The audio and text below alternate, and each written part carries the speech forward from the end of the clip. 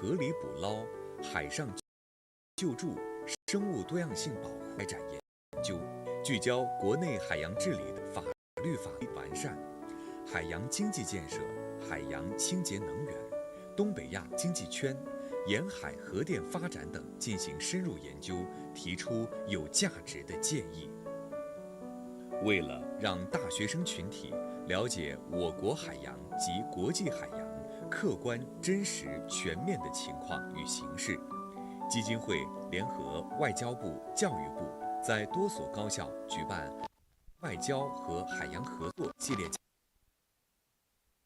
大学生海洋夏令营，通过知识传授、成果展示、海上实践，为培养优秀海洋人才创造条件。少年兴则国家兴，少年强则国家强。自2017年起，基金会陆续为40多所中小学捐建海洋图书馆，并组织一系列海洋科普活动。未来将继续扩大海洋图书馆的覆盖范围，让海洋的种子扎根于每一个孩子的心中。为提高社会海洋生态保护意识，基金会开展全国公益活动，在全国招募海洋环保志愿者，共同清理海滩垃圾。该活动自举办以来，累计覆盖100多个沿岸市，清岸线长度近2万公里，养志愿者5万余人。基金会始终将宣传和向外播我国海洋文化成做重要任务，总结海洋文明成果和人文故事，出版书籍，在海内外发播，举办海洋文化创意大赛，开展与周边国家海洋合作成果外宣系列报道等，利用国内外媒体讲好中国故事，传播中国声音。我们所在的蓝色星球，并非被海洋分割成孤岛，而是洋连结为命运共同体。在我国加快构建新发展格局和实施“十四五”规划的大背景下，海洋发展基金会必将积极围绕中心，服务大局，建设自身，向着海洋高端智库、海洋公益活动的领跑者，海上丝路建设的践行者，蓝色经济发展的助力者，海洋治理中国智慧的推行者，不断前行。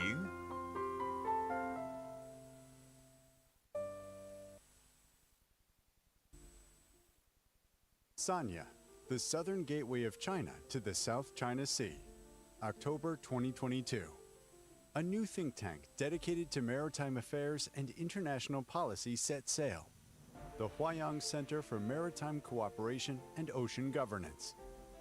Led by Dr. Wu Shicun, a pioneer with over 3 decades of experience in South China Sea studies, we bring together a team of international and interdisciplinary experts committed to promoting the peaceful use and sustainable development of the ocean.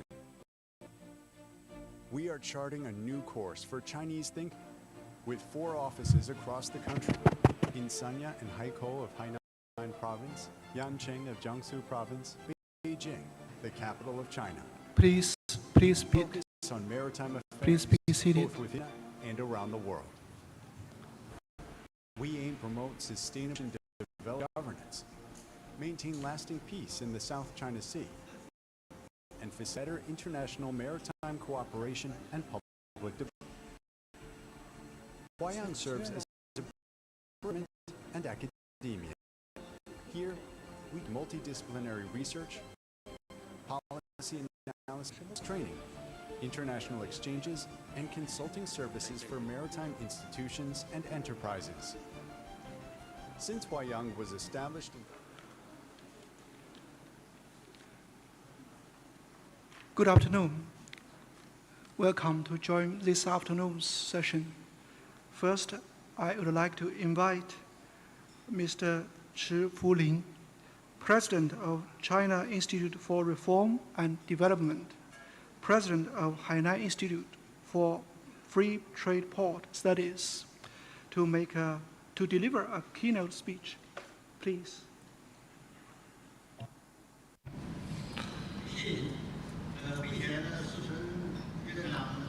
Thank you. Just before this conference, Chairman Wu invited me to make a keynote speech on Hainan Free Trade minutes. And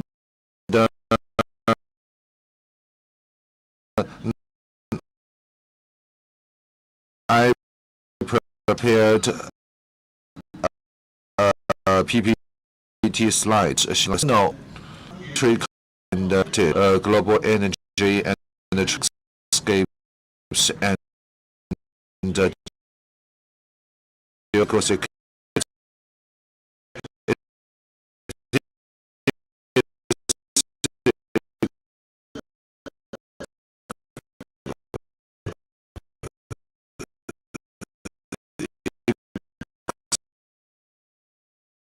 Expect that war soon. It on except and I wish to share with you my observation on the following issues. First, the impact of the Hainan Free Trade Port under the new energy crisis.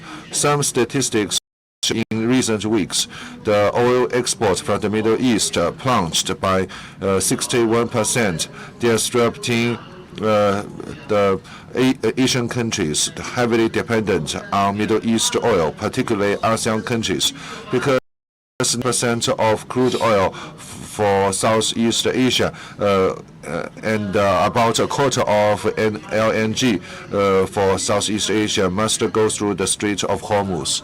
So the new energy crisis has a big disruptive impact on regional economic development.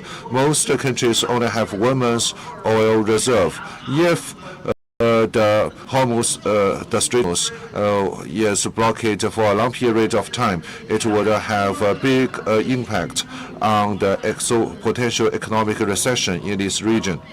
For the free trade port in Hainan, Hainan enjoy a number of advantages because it is backed by a super large market of the Chinese mainland, so it will have an important role to play.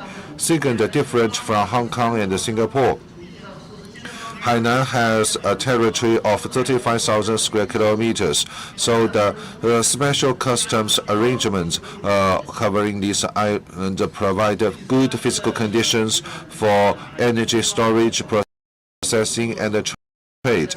And Hainan can work together with the neighboring Guangdong province to mitigate the regional energy crisis.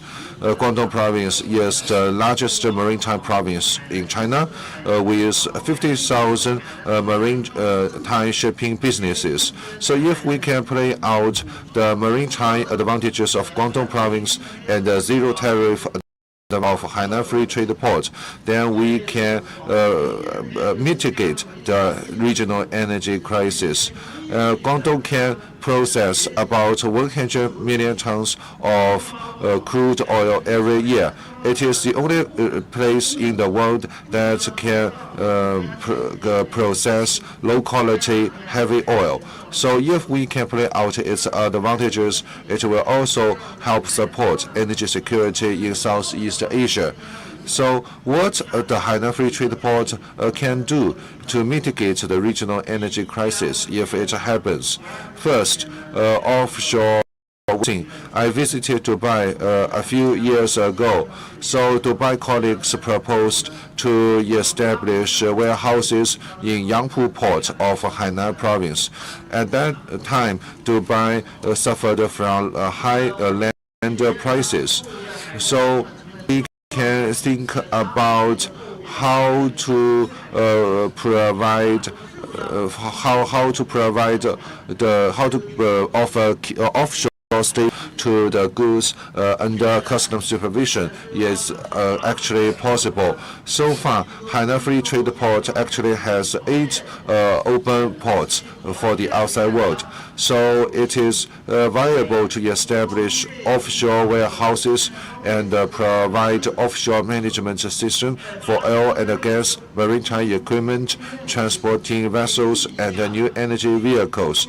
So if there is an energy crisis in this region, it will substantially shorten the response time for Hainan province to provide energy supplies to neighboring countries.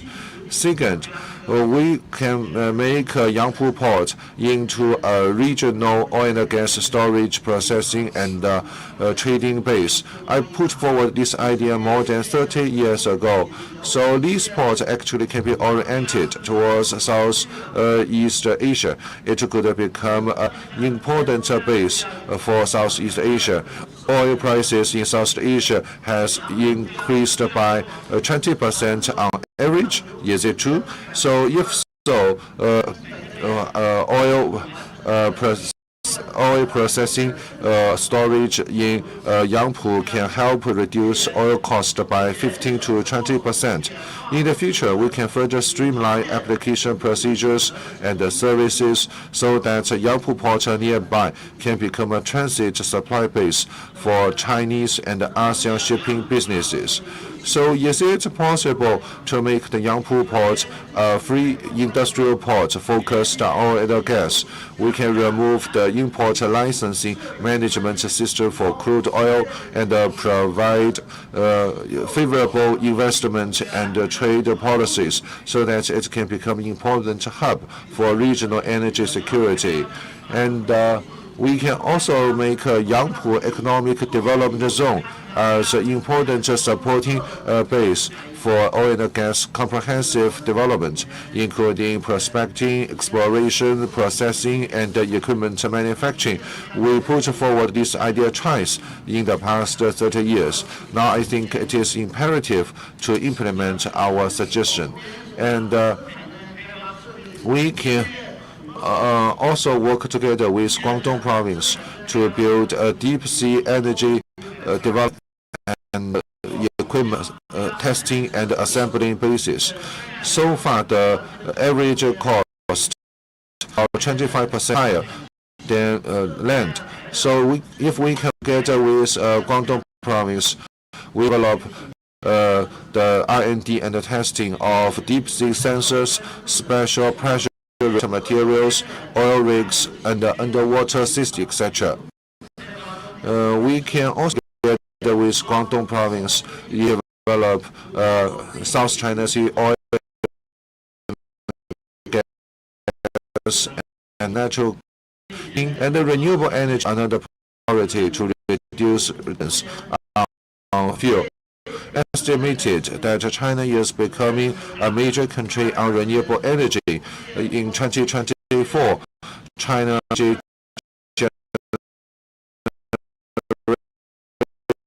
generation by wind and power 30% total generation and has resources and production capacity. Component of my presentation analysis of Hainan's important role in building the China-ASEAN energy market. First, establish the energy processing industry chain and separate between China and ASEAN. Relying on the dual advantages of Hainan free trade processing value added duty-free and RCEP rules of origin, we will create ASEAN risk plus duty-free processing plus Chinese market, or Chinese technology plus Hainan assembly plus ASEAN, so as to promote the deep integration of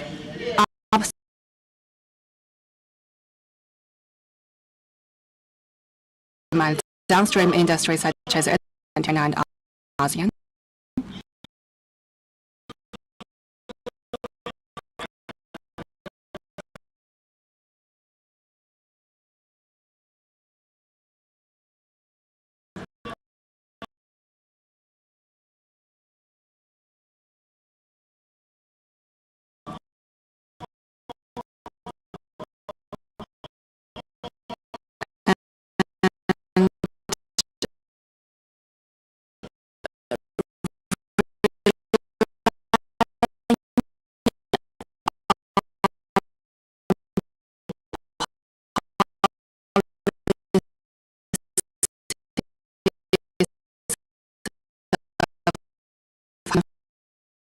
trade has relaxed management and the cancellation of international business infrastructure regions, including China, ASEAN, and the Middle East.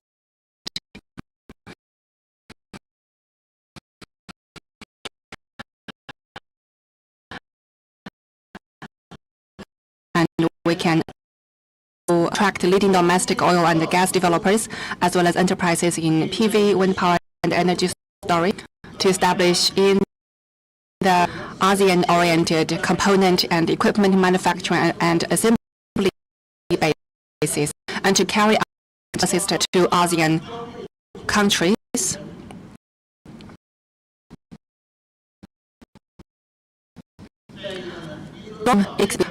Hainan ASEAN island countries in areas such as microgrids, seawater desalination, and clean energy self-sufficiency lands, and when conditions are ripe, jointly develop offshore gas and resources methods such as establishing joint ventures and cooperation funds.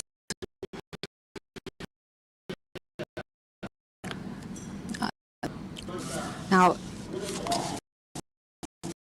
looking at the war in the Middle East, at the will of the US and Israel. And it will lead to a new round of chaos, globally speaking, and in this context, and free trade port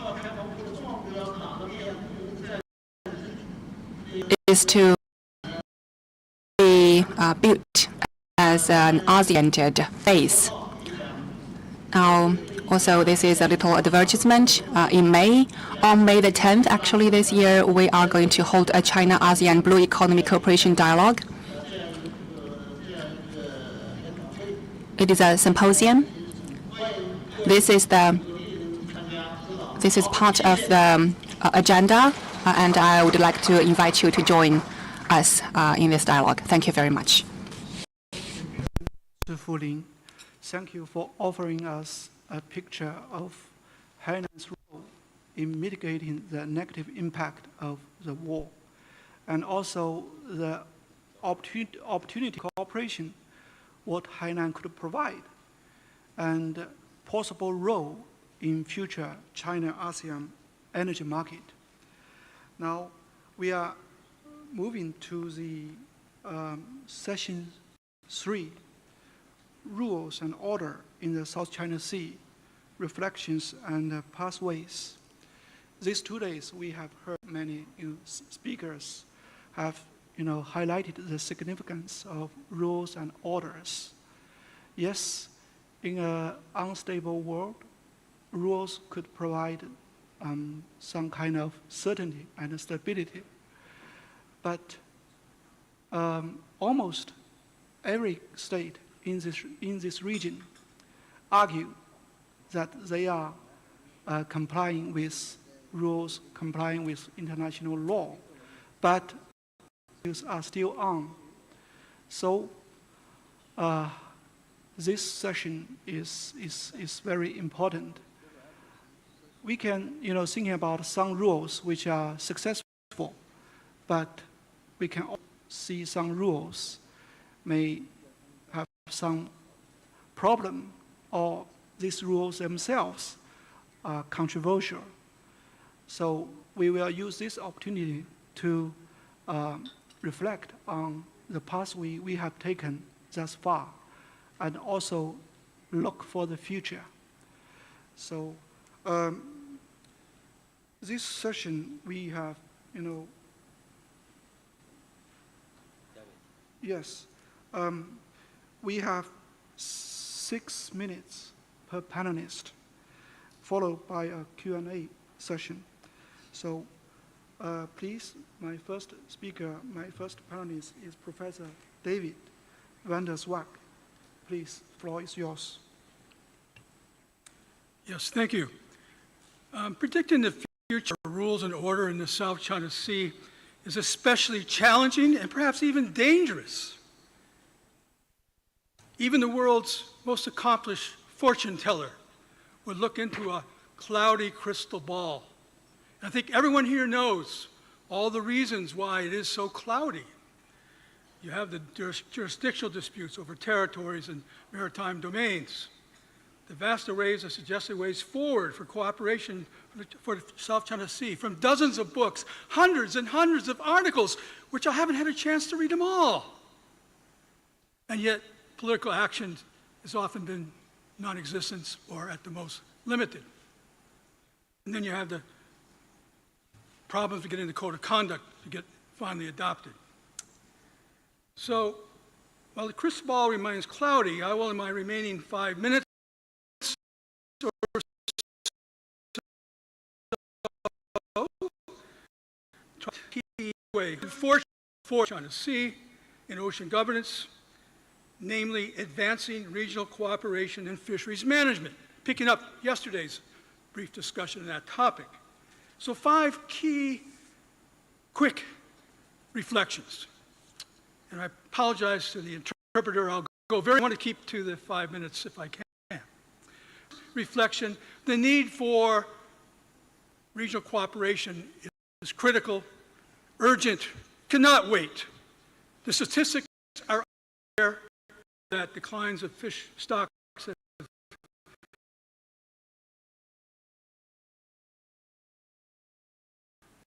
many of them have gone 674 a year. Each one in climate change impacts on faster by mass and 93% loss in worst case scenario. A second reflection is the Law of the Sea Convention does provide general, flexible rules in fisheries management cooperation at the regional level. 2 of them are particularly important for region-wide cooperation. I'll just mention those because of time. One was mentioned already yesterday, Article 123, of course. I think most people know what that is. That is the semi-enclosed sea obligation where states bordering that semi-enclosed sea, either directly or through an appropriate regional organization, are required or to endeavor to coordinate the management and conservation of living marine resources. And then there's Article 64.1, which deals with highly migratory species. And again, it requires coastal states and other states whose nationals fish for highly migratory, like the China Sea, to cooperate directly or through appropriate international, perhaps through a regional organization, with a view of ensuring conservation and promoting optimal utilization. And I could go on to other duties, but I won't because of time. A third reflection is a menu, a spectrum of possible regional pathways fisheries management in the South Sea have been suggested or gleaned from state practice. I'll just mention 4. Parties could establish a regional fisheries management organization or arrangement, which might be non-binding, to manage all within a region, perhaps with a few exceptions like cistern skills. One could also expand the mandate, of course, the existing Western Pacific, include highly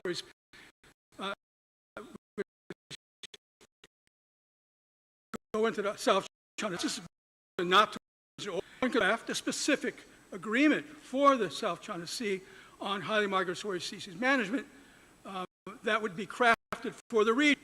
And there was actually a team suggested you could actually come up with some very detailed zoning to craft this kind of management for pelagic fish, for example. And then finally, I'll just mention one that's come to my mind. It might be quite attractive if you think about it for this region.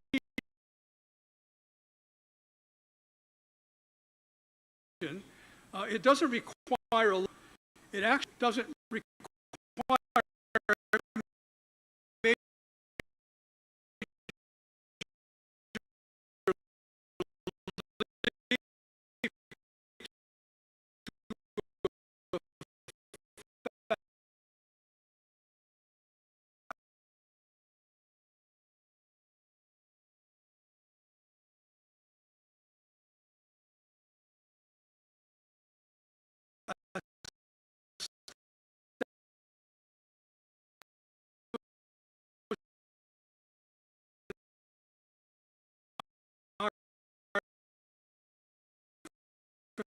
RMO, Regional Fisheries Organization.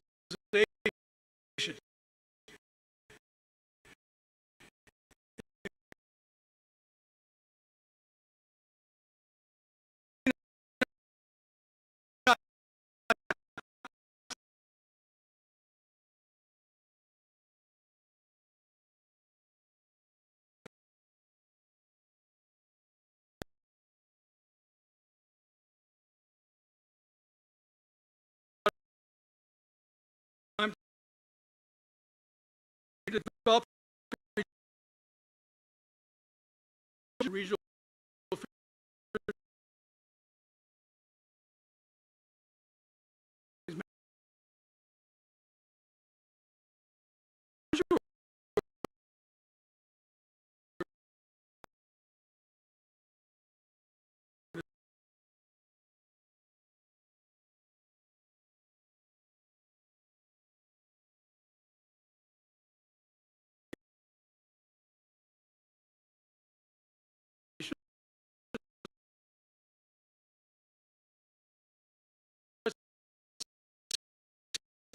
keep an eye.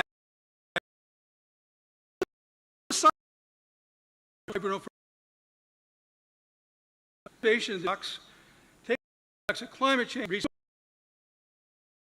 Bottom line to make it. Their saying is, and government officials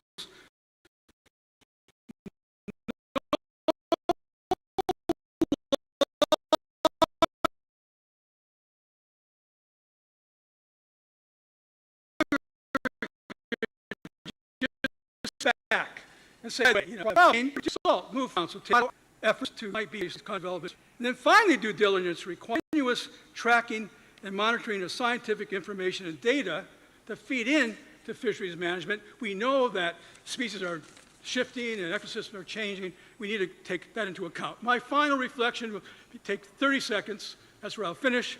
Time is running out for moving from words and ideas to actually fishery management actions. That's the bottom line. We need fisheries management actions. No more hot air. And so I'll conclude with one question, a simple question. Might a state or groups of states in the region be willing to show leadership and initiate actual state-to-state consultations on meeting their duties of due diligence to basically implement the loss provisions, law of the sea provisions on basically advancing regional cooperation in fisheries management.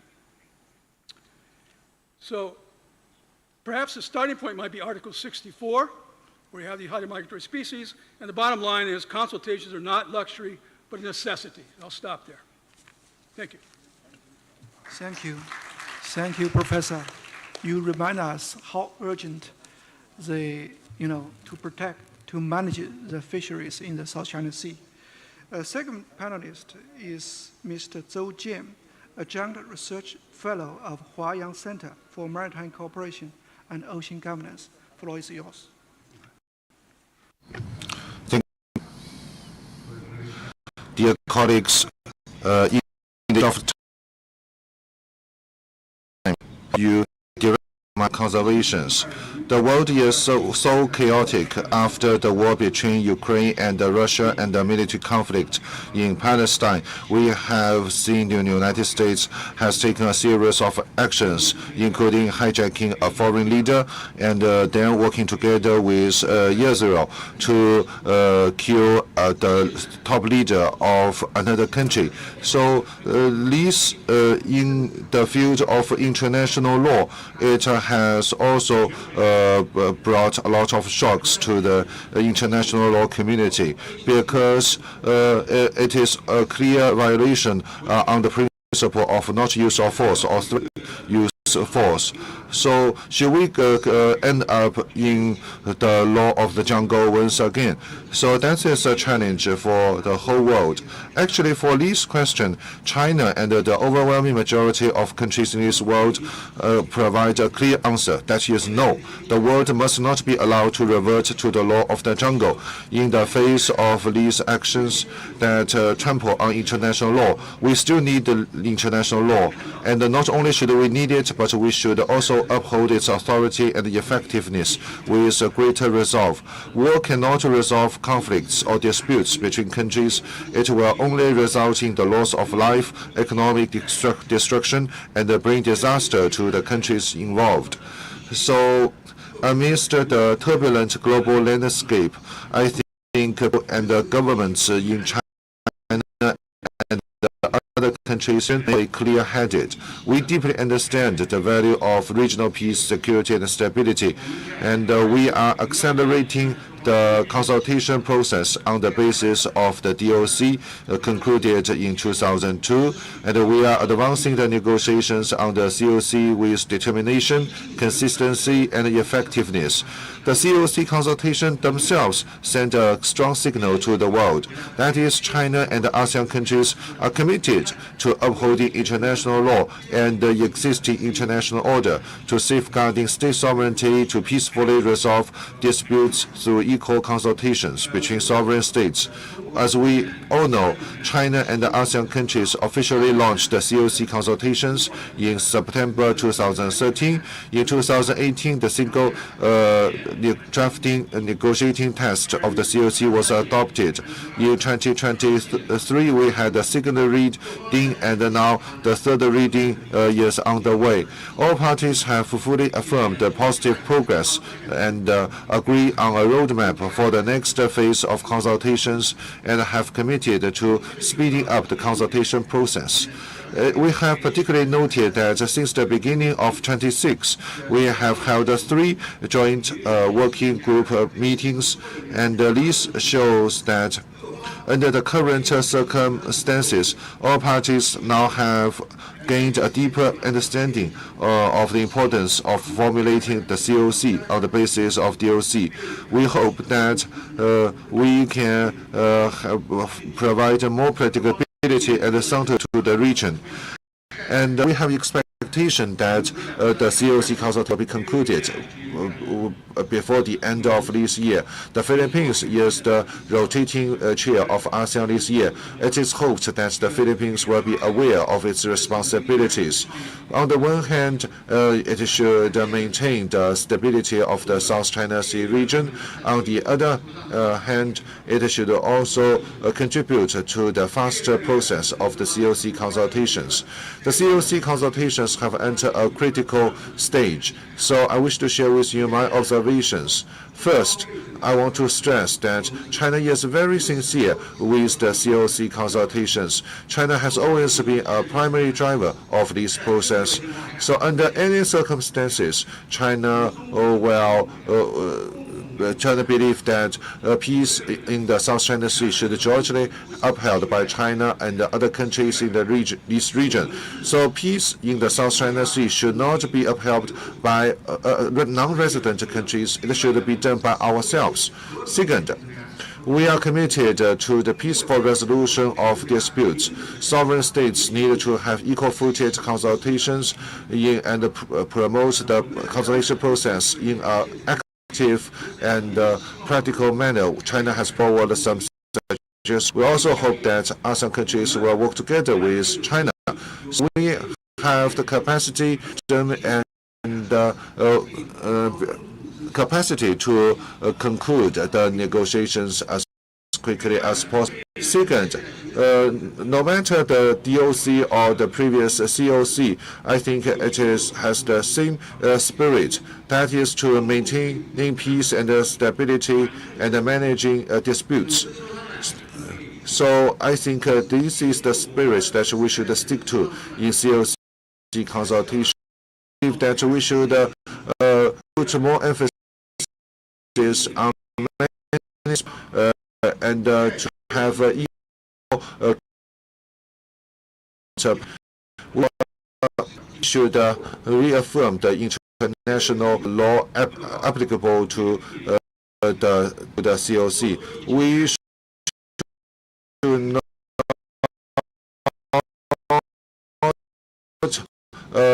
focus too much on the ways of disputes.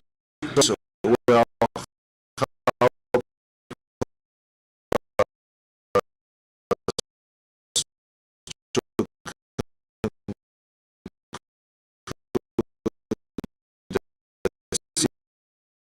COC. The COC is formulated on the basis of the DOC, so we should always keep be a DOC plus rather than DOC. It means that we want to have peace and stability in the South China Sea region and provide a better and a strong guarantor for security in the region. On those important issues that we still have differences, I believe that if we want to resolve those differences once for all, that's very difficult. So a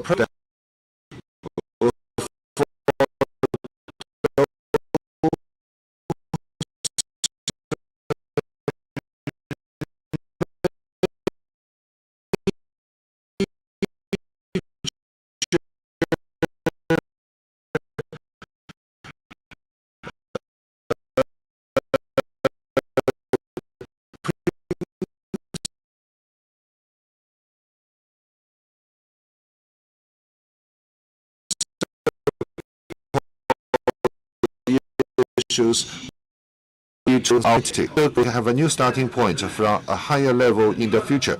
So COC is not the destination. COC is an important milestone in our journey forward.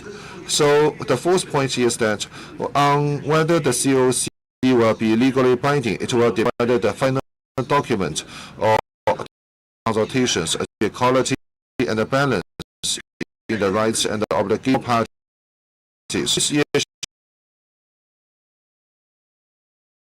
China is flexible.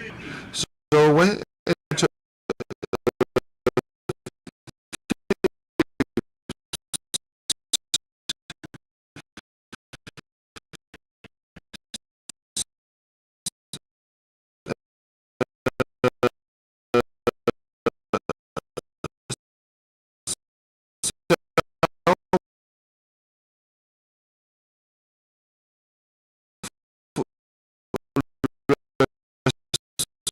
string is very important of restraint in vision of the sea. In the past, the draft quite leveled. I think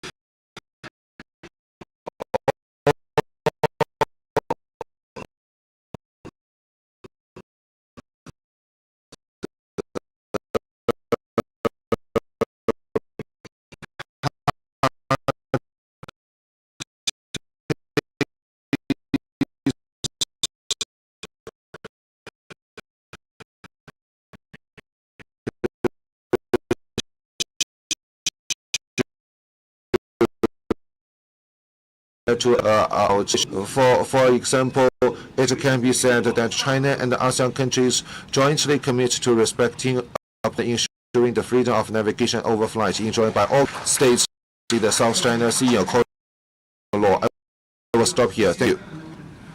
Looking for an early successful conclusion of COC, and thank you for raising a lot of many practical recommendations. Thank you. Next is Curie Maharani, research fellow from Department of International Relations of Indo. The floor is yours.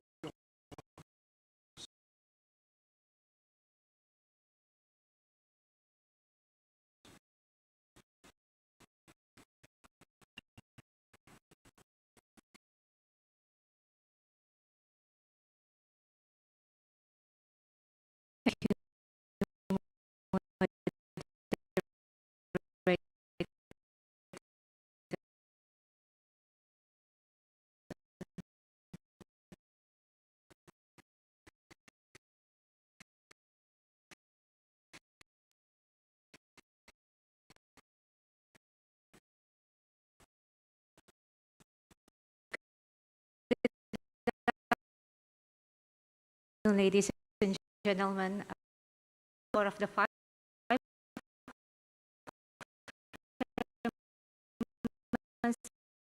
a member of ASEAN,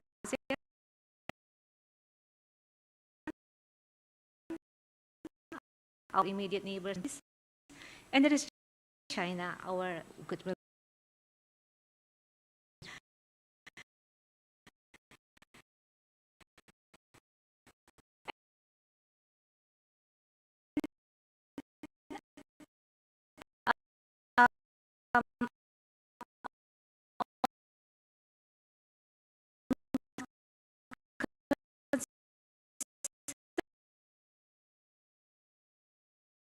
is how to manage rules and rely on closest common framework for defining maritime rights as well as obligation.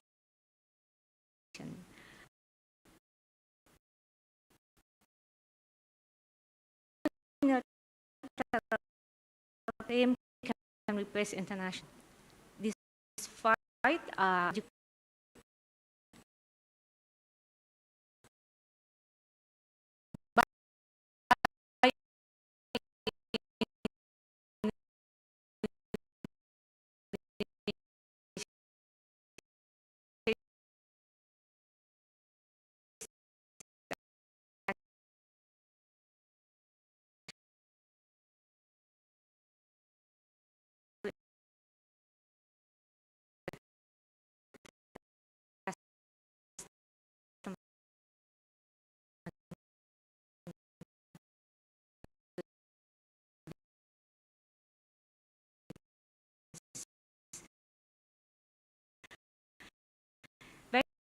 back in 1957, Indonesia declared national recent notes to the United Nations in 2012. Maritime entitlement should be based on UNCLOS.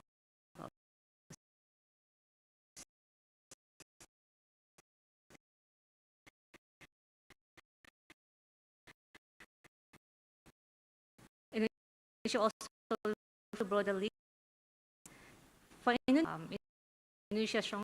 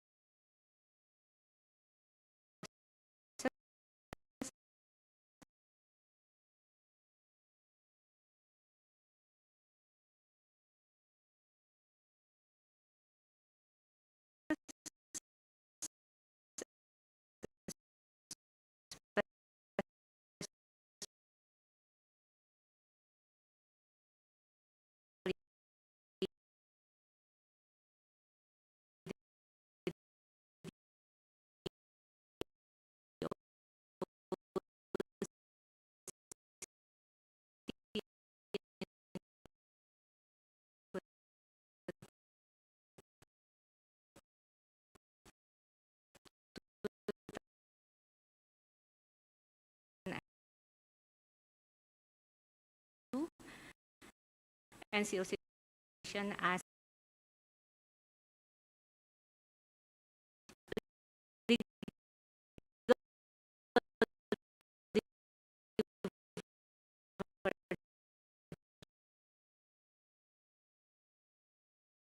declaration included by negotiating academy and in 2021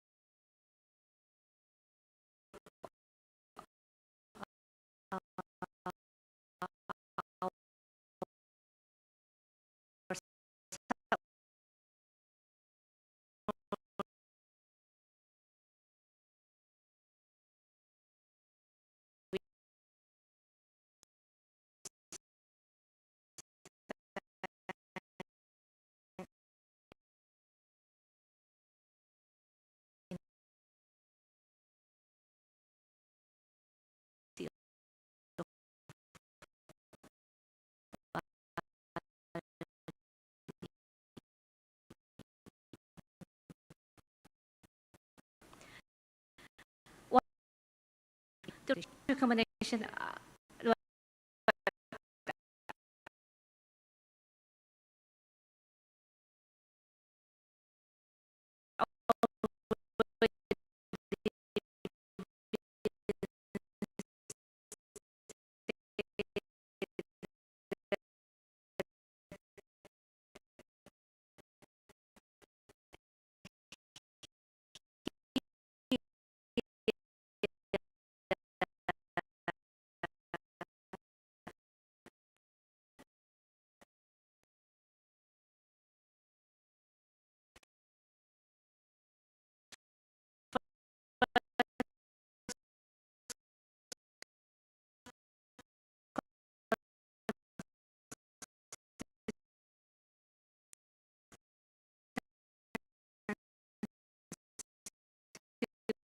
with international law.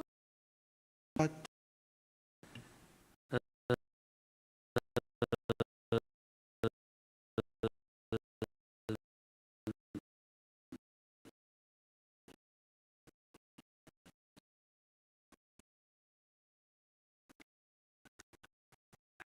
I think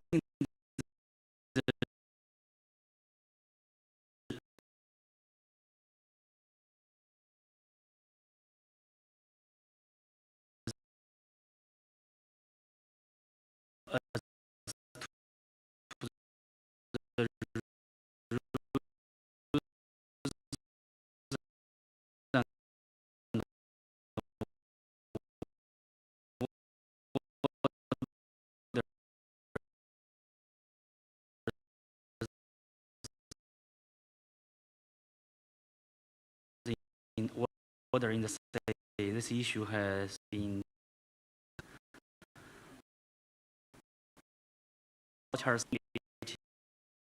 over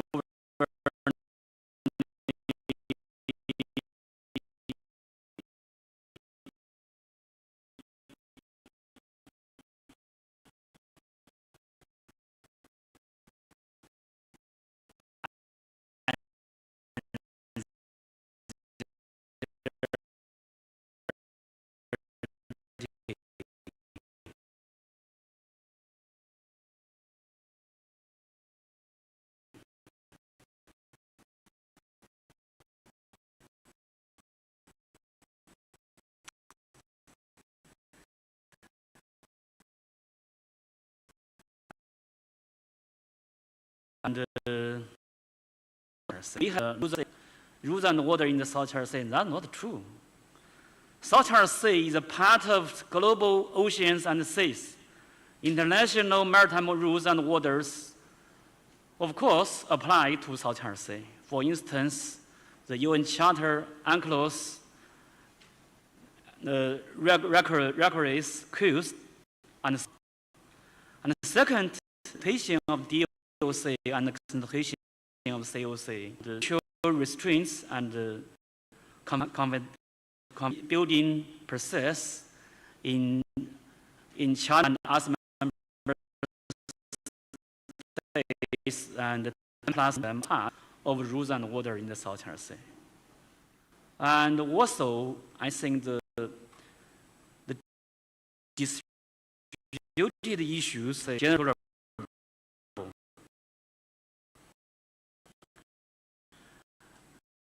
now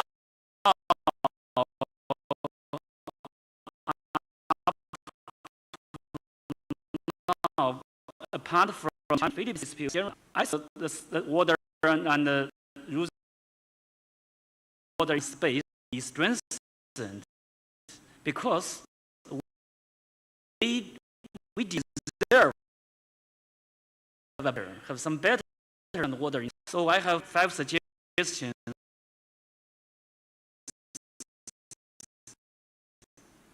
Firstly, I think the building the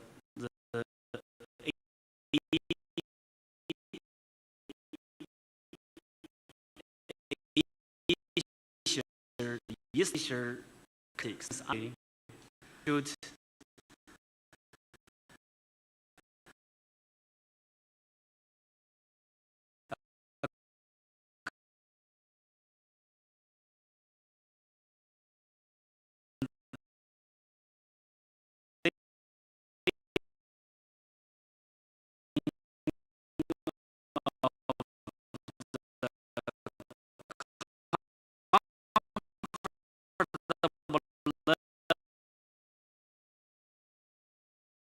party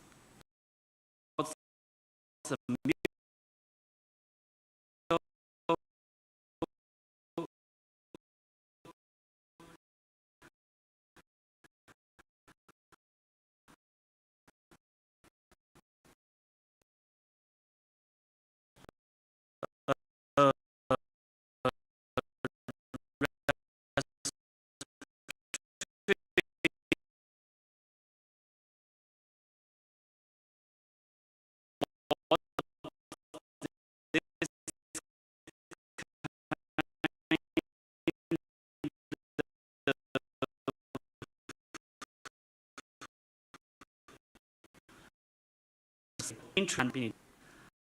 And finally, should be pragmatic. We are living in this system.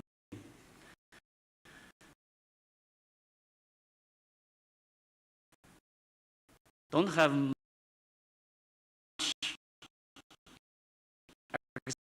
expectations and rules as you say. I forgot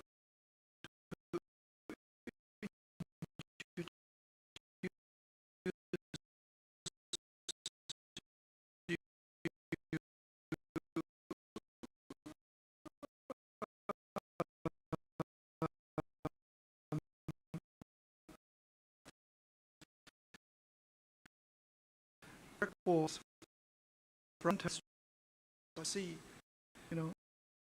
more stable.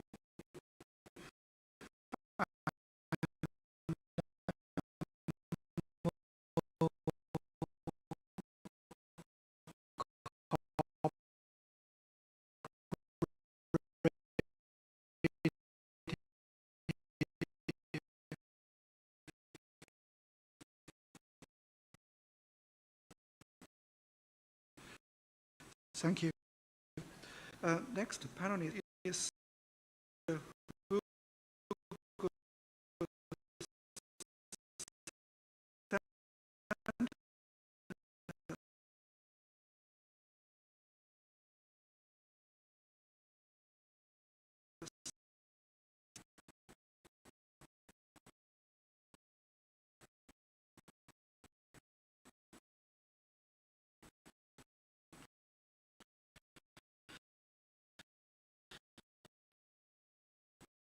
So, thank you. In the operation, we experts from claimant states, not just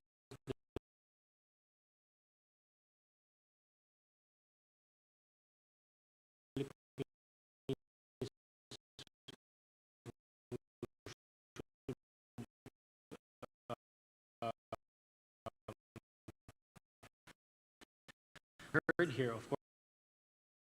I is not good. We're making tension. We should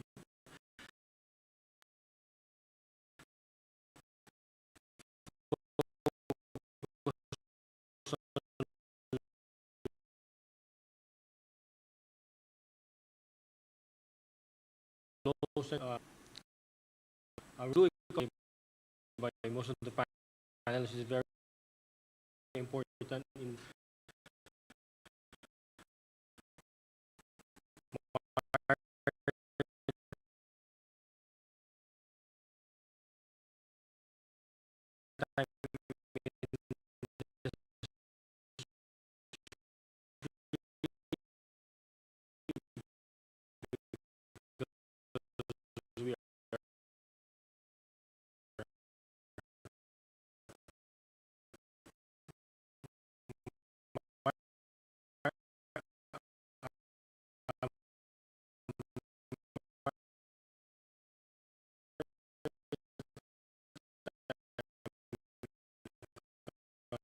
we are an island that we have that could do economic with because of the conflict resolution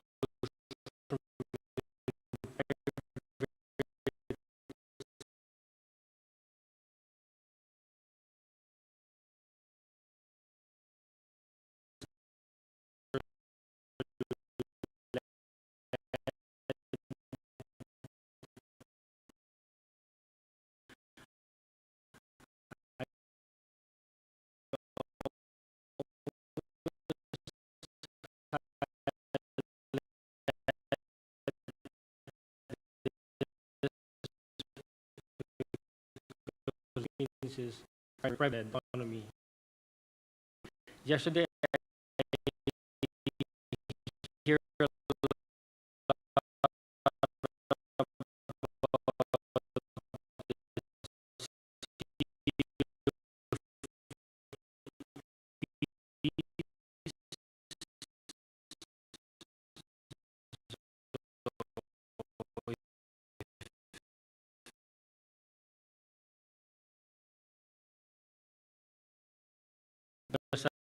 as the fees we can create our, but we just have to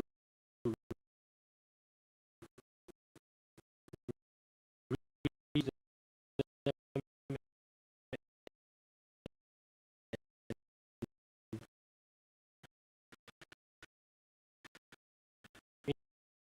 incentivize them as ASEAN share to business to business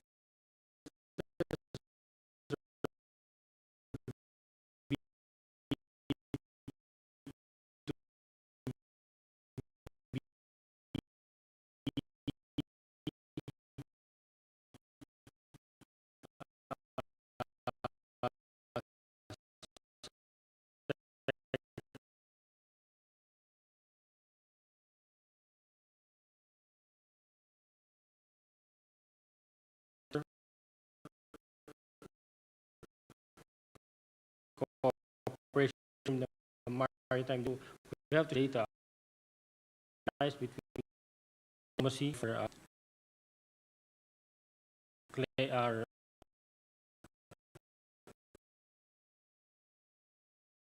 opinions. So you gave the COC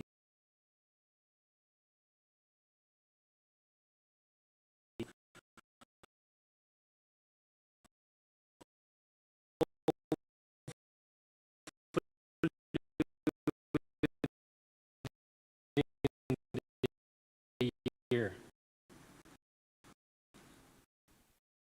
Avoid diplomatic spats between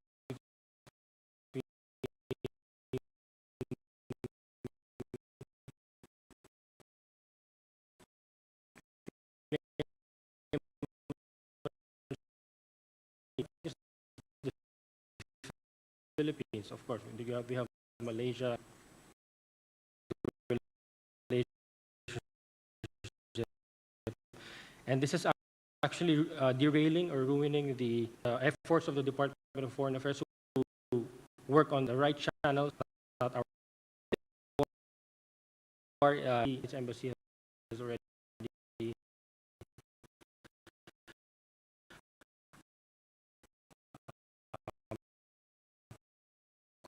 conducted with our upper and lower things, potential way through have the do this. The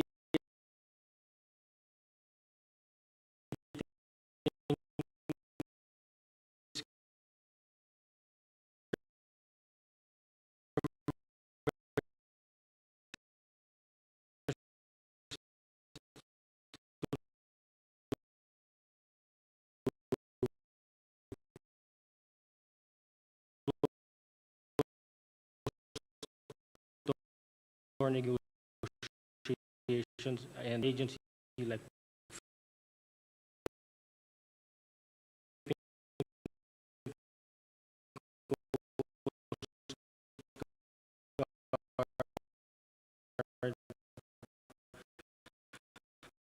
and it's accomplished with non-government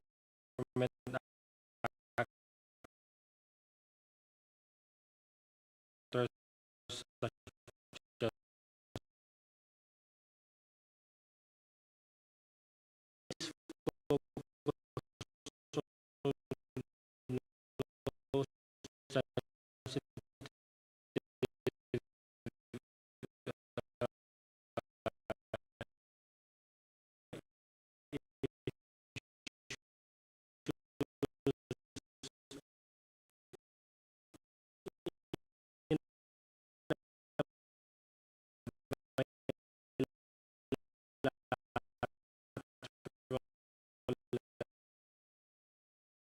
level per country. colors. Yes. She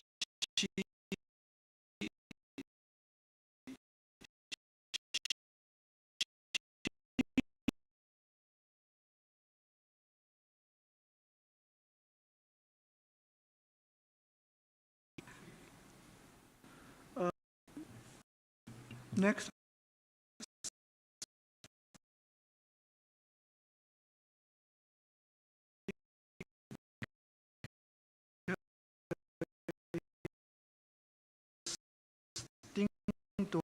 Ding Do is a direct for and in conflict.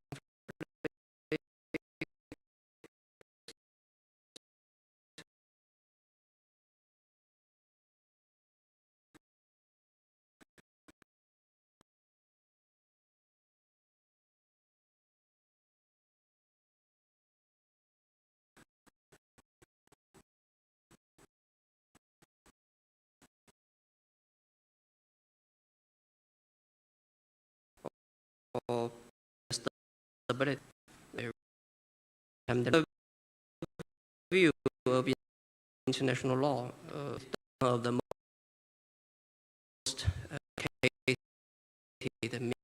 mixed dispute.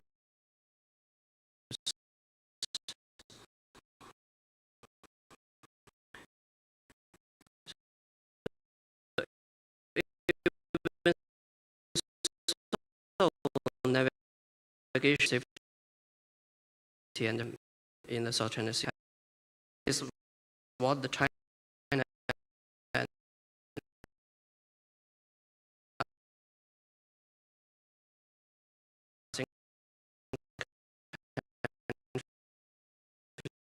did, but ownership.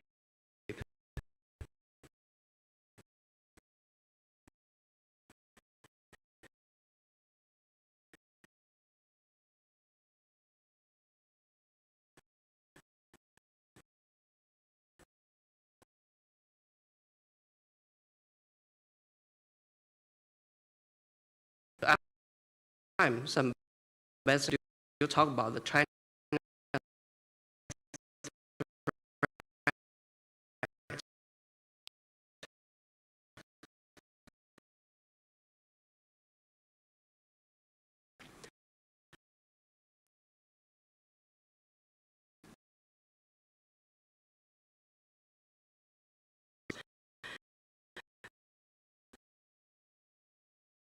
most important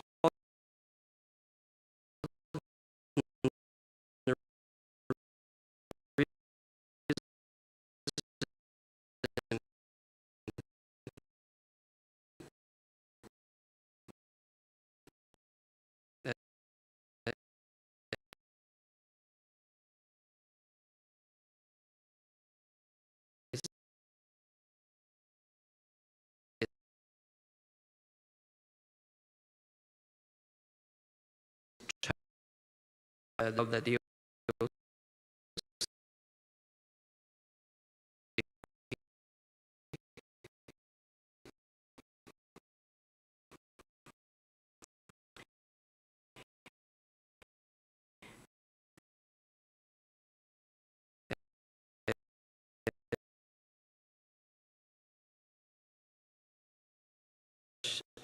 Important, and such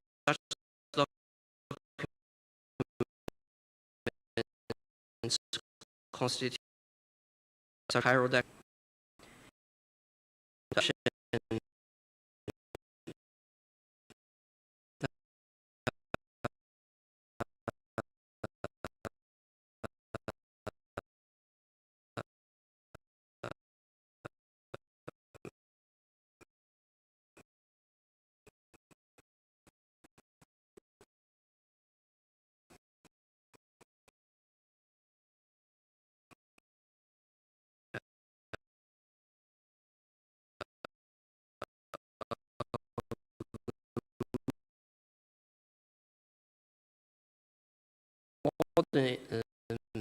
maritime law. Instead, I would like to ask a question to everyone in this room to consider, looking at the problem and the results, had the arbitration helped solve the disputes? After arbitration, had the South China Sea issue become simpler or more complicated? Have the differences between China and the Philippines become sharper or easier to manage? In my view, the award has added new and more complex elements to the issue. Before the arbitration, we had territorial sovereignty and the maritime delimitation disputes. Now we also have a new dispute that is over the legality and the validity of the arbitration award itself. In international judicial practice, there do exist such legal disputes, and most of them eventually had been settled by political approach. The South China Sea arbitration is not the same as resolving the disputes according to international law. The two does not help build an international law-based order. From my view, international courts and tribunals exist to settle disputes and reduce tensions.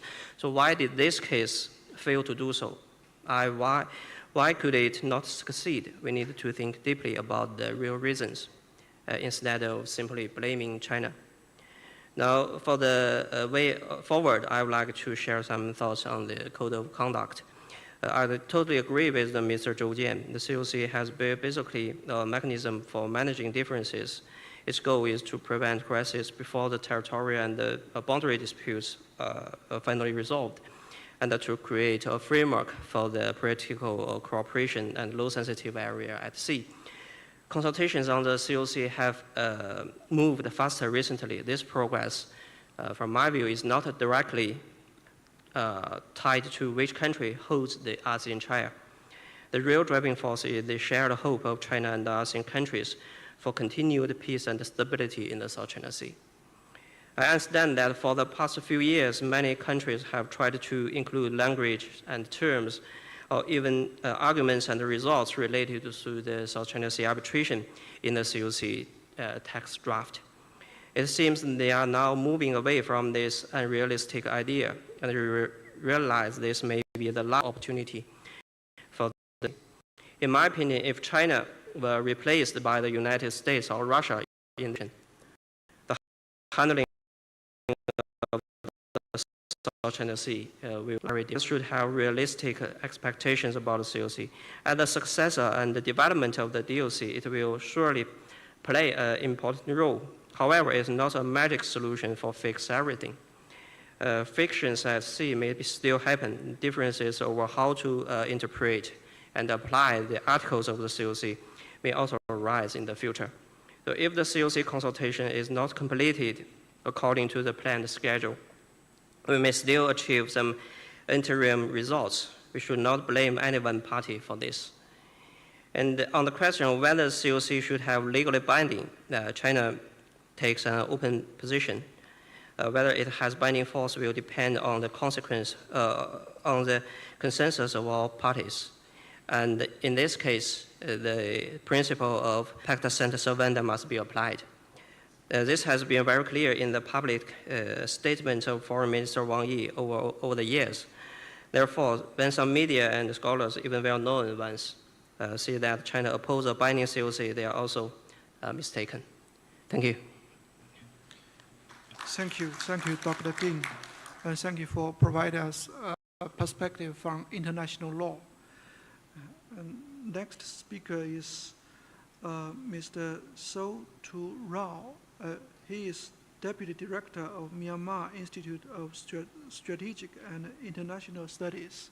The floor is yours, please. Thank you, Chair. Good afternoon. It is a great privilege for me to participate in this important South China Sea Forum. I would like to express my sincere appreciation to the organizers for inviting me to this timely and meaningful discussions. At a time when the international landscape is increasingly complex, interconnected, and uncertain, today's discussion on South China Sea are both relevant and essential. The South China Sea remains one of the most sensitive and strategically important regions in the world. It is a space where issues of peace, stability, trust, and regional order intersect.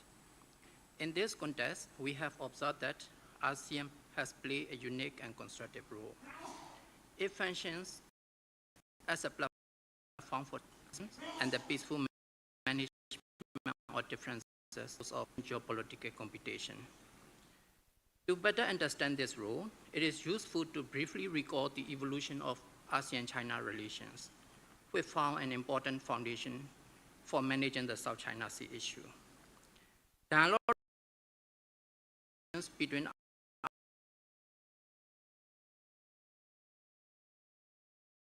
ASEAN and China began in 1990. Relations elevated to a strategic for peace and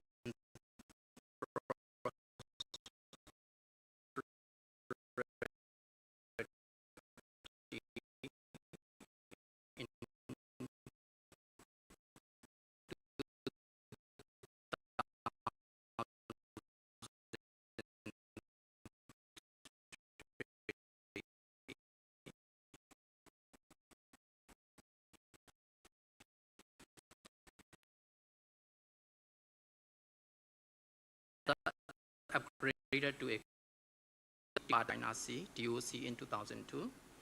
The DOC established a shared political commitment to exercise self-restraint, resolve disputes peacefully, build confidence, and promote practical cooperation. Although it is not legally binding, the DOC has served an essential political foundation. Subsequently, the 2011 guideline provided a mechanism for implementation, and the 2023 guidelines operationalized the process through structural negotiation and timelines. In this regard, we can understand the process as a continuum and the future Code of Conduct COC as a rule-based framework. Progress on the COC has been steady, although complex. This reflects the need to accommodate diverse interests, legal perspective, and strategic priorities. We must place greater importance on continuity, ensuring that progress continues, even if it comes step by step. The success of the process should not be judged only by the final outcome of a legal instrument. It should also be measured by ASEAN's ability to sustain dialogue, encourage behavior, and prevent escalation and miscalculation. Although it is not a claimant state, it attaches great importance to peace, stability, and prosperity in the South China Sea, with peaceful result in accordance with UNCLOS. During the tenure as ASEAN country coordinator for China relations from 2024, Myanmar contributed to advancing the COC process. We in JWGS on the DOC and facilitated key outcome document. This Myanmar commitments to ASEAN centrality and allow me to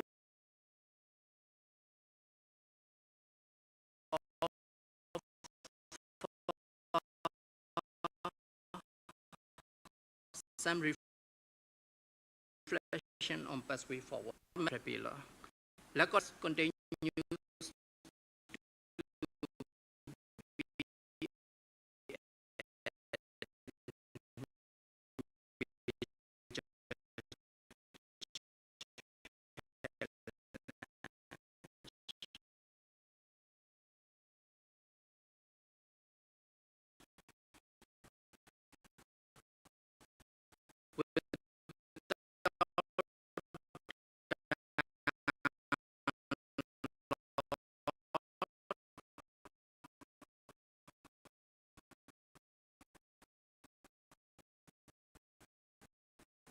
understanding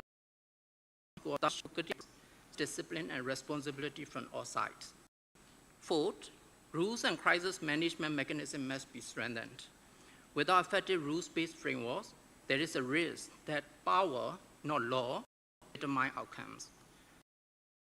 The COC should therefore be practical about incident as into opportunities. The South China Sea should not be seen only as an area of dispute, but also a platform for cooperation. In this regard, the idea of joint development as proposed late Chinese President Deng Xiaoping, side dispute, and pursuing shared resource development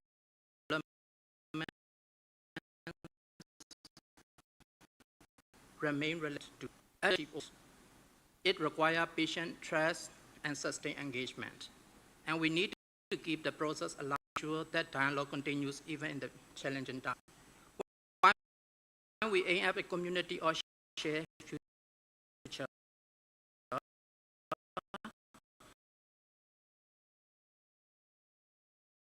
China arrived constructively for our priority.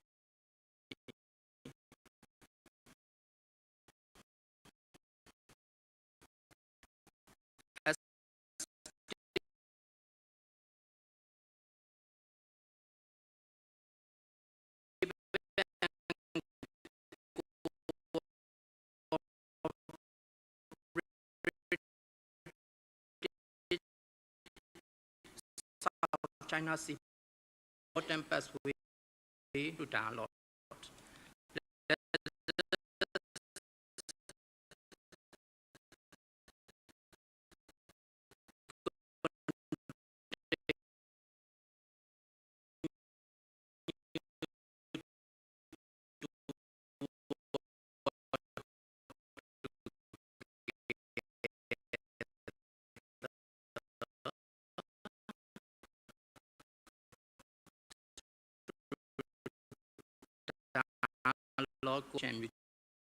Thanks about can the code of conduct in the South China Sea shape a new security order in Southeast Asia or in maybe firstly in South China Sea. And we know the consultation for the code in the South China Sea have entered the last period. Both China and ASEAN member states are striving to conclude the consultations this year, and maybe we'll submit the documents for sign by their respective governments. Normatively speaking, the COC can be seen as an embodiment of the interaction norms for regional countries, especially China and ASEAN members, in handling their mutual relations, reflecting that the regional security order will be evolving into a new phase, which deserves our careful and also insightful observation and analysis. First, I think the COC aligns with the common norms of China and ASEAN member states. The COC originates from the DOC, as many scholars mentioned, and will, of course, carry forward the principles of international law, widely recognized by the international society, such as TSC of ASEAN, and also the 5 principles of peaceful coexistence of China, and also the UN Charter. This year marks the 50th anniversary of the TSC. And that means signing the COC would have a very special significance to the TSC. As a conceived strategic partner of ASEAN, China acceded the TSC in 2003, more than 20 years ago, emphasizing its commitments to fully utilize the TSC norms into its relations with ASEAN and also ASEAN.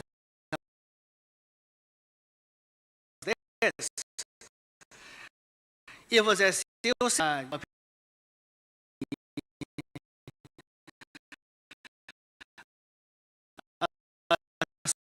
surpasses the TSC norms for century,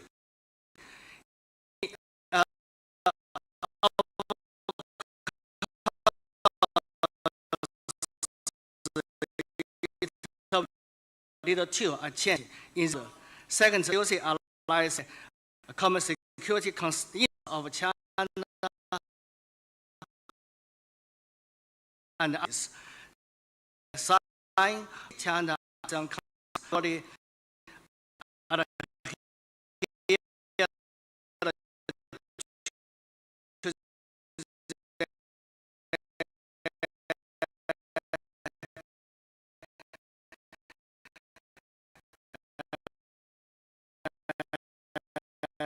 it's pretty simple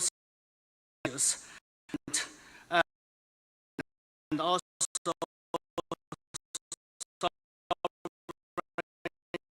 and sufficient resources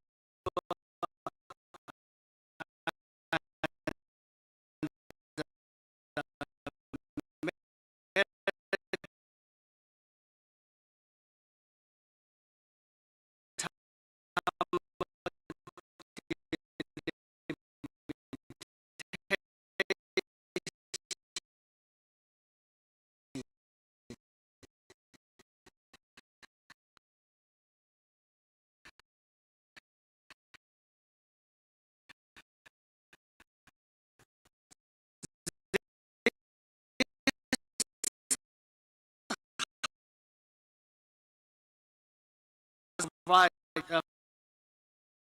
and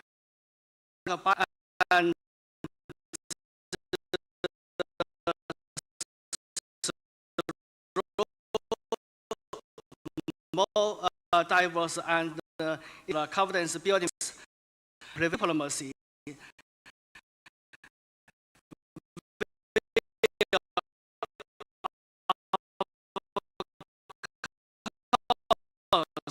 Significant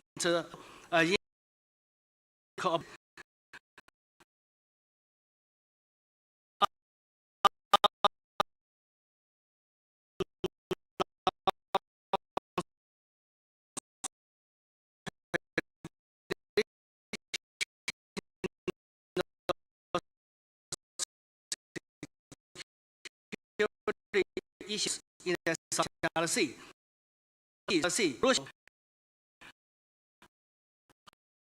High concern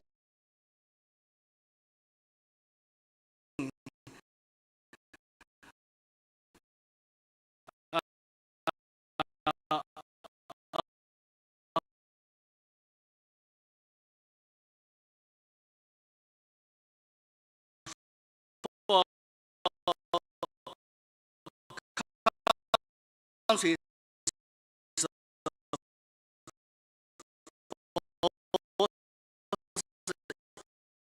inside and out of the region. No problem. Not in this regard, I think reaching the China to sign the COC.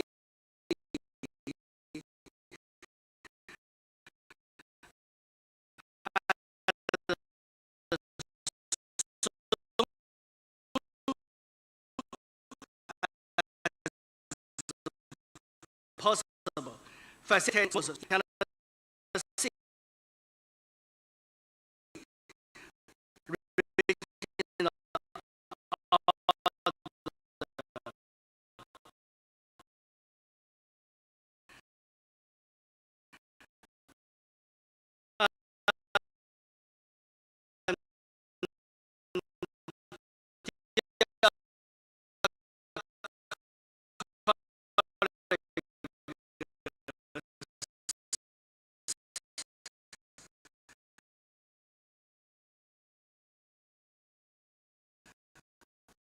and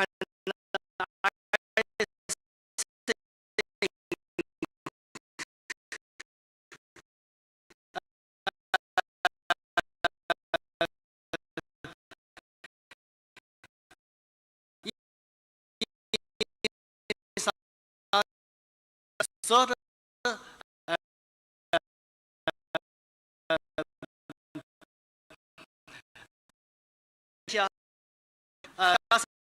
find hearing on issue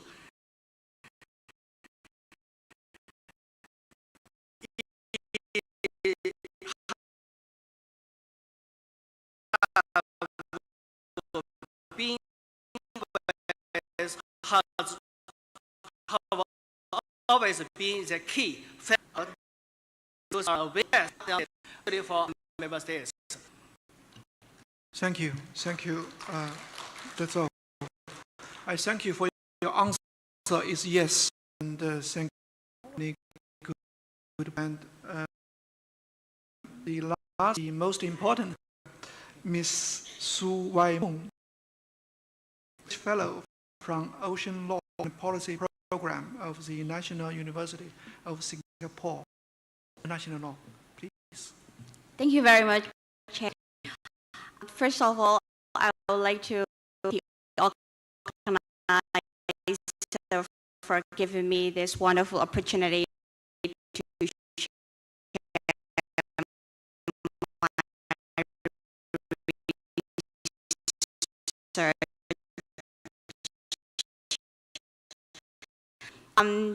So I have two different presentations. First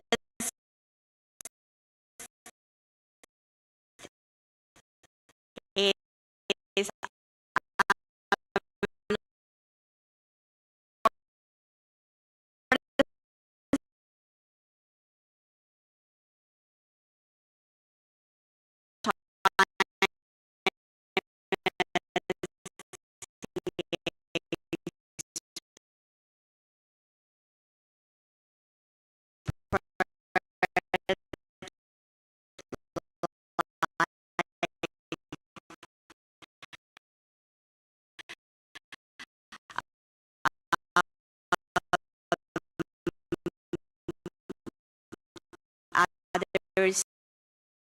others here for most of the time, or we generally familiar with like bank got hacked and we lose money and also losing personal data.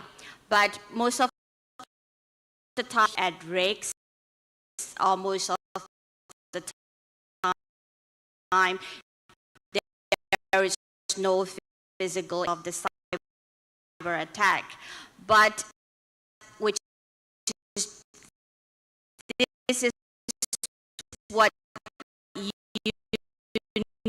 unique about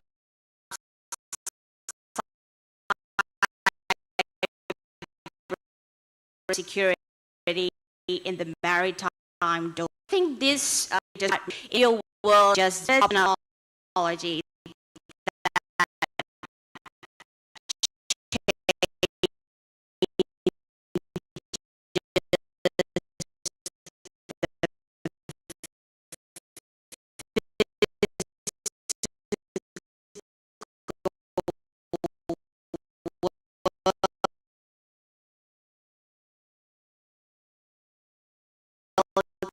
and that may and satellite communication also operating would be for the engine and physical this.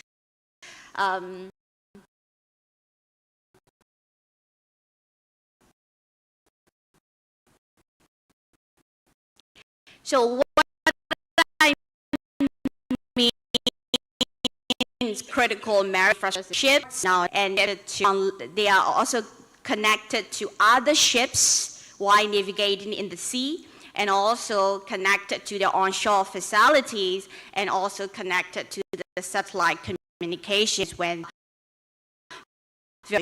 or the coastline. And what I learned from which is connected to internet is to cyber attack. And also another infrastructure is oil rigs, offshore oil and gas installations, and also now we also have other infrastructures which are wind farms are also connected to the internet, and they are also vulnerable to cyber attacks. And also another issue here is critical underwater infrastructures, which are cables and pipelines. So when we talk about fiber optic cables, which are internet cables or communication cables, of course, we cannot hack the physical cable which are being laid on the seabed, but there is network management system which remotely control the network, and also the landing stations can be hacked. And also, in case of power cables, same situation, the landing stations and also their control systems, so they can be remotely shut down. So if there would be power outages, which happened like in the Baltic Sea.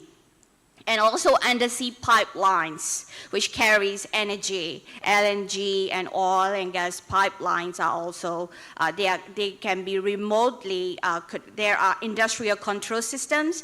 If something happened to these systems and somebody hacked into these systems, then there will be the physical impact in the, to the pipelines which are being laid. There can be rupture, and then in case of oil pipeline, there will be oil spill. In case of LNG, it can create fire in the sea or on the sea surface. So I argue that what are the risks if there is cyber attacks against these critical maritime infrastructure? National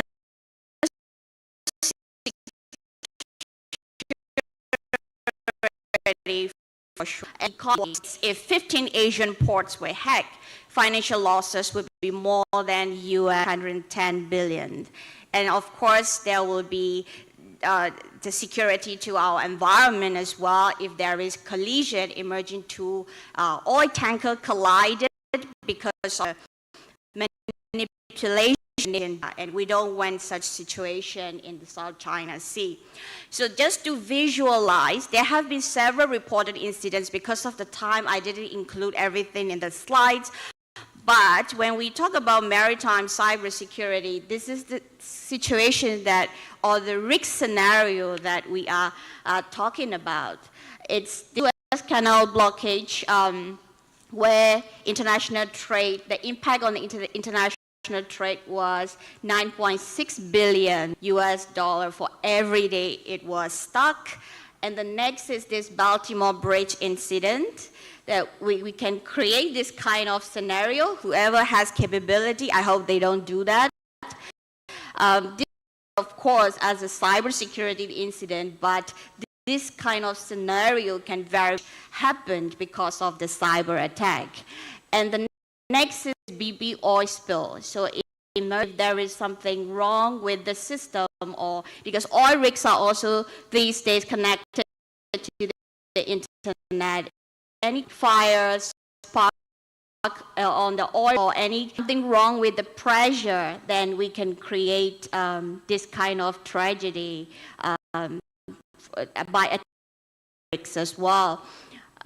So South China Sea is a goal and strategic sea route, and this is what I found, that estimated 5.3 trillion worth of commercial goods annually. So making option a potential catalyst for economic instability, where the vessels carrying petroleum product and also liquefied natural gas are passing through the South China Sea. In case of any collision, any oil spill, then the marine environment will very much affected as well. So way forward, strengthening multilateral cooperation. So if we look at this cybersecurity of critical maritime infrastructure, so maritime security that we used to talk about is pretty much focusing on one single domain, whatever in the maritime domain. But now we are now shifting to very much interconnected, interdependent systems in the maritime domain. So it's a shared vulnerabilities, and sometimes we might think that we have more we are safer because we are more sophisticated, or we are more resilient, but we can't just be resilient on our own if our neighbors or other countries are not well prepared, because it can also have impact on us. So it's a shared vulnerabilities, and there is a collective interest because of the interconnected and interdependent maritime systems. Talking about legal framework, and we used to say a lot, and it's very important that Constitution of the Sea or Ocean UNCLOS, but UNCLOS is not well equipped to face the realities of today's technological advancements, because it was drafted in the era where these technological advancements were not expected. So we have so much work to do, and legal frameworks are very much fragmented and still struggling to keep pace with evolving maritime security threats. It's very important for us to strengthen coordination and cooperation, which has to start at the national level to coordinate between different entities and agencies, and moving beyond that regionally and internationally. And it's very important to adopt an integrated multi-domain, meaning terrestrial, digital, maritime, and even space domain, because satellites can also be hacked, which can interrupt with the navigation, maritime navigation. And there have been several instances, even with the recent this in the Straits of Hormuz. We can read many reports about it, GNSS interference. So it's very important. My main message would be, this will be the last message. So in today's threat environment, no cooperation, no security. It's very, very simple, and cooperation is no longer a choice. It is a necessity, and I say in a very genuine and sincere way. With that, thank you very much. Thank you. Thank you for letting us have more information about the commercial security level and legal and governance implications of cyber technologies in the maritime domain. Thank you. And now it is the question session. So I will open the floor. Please, a first round of.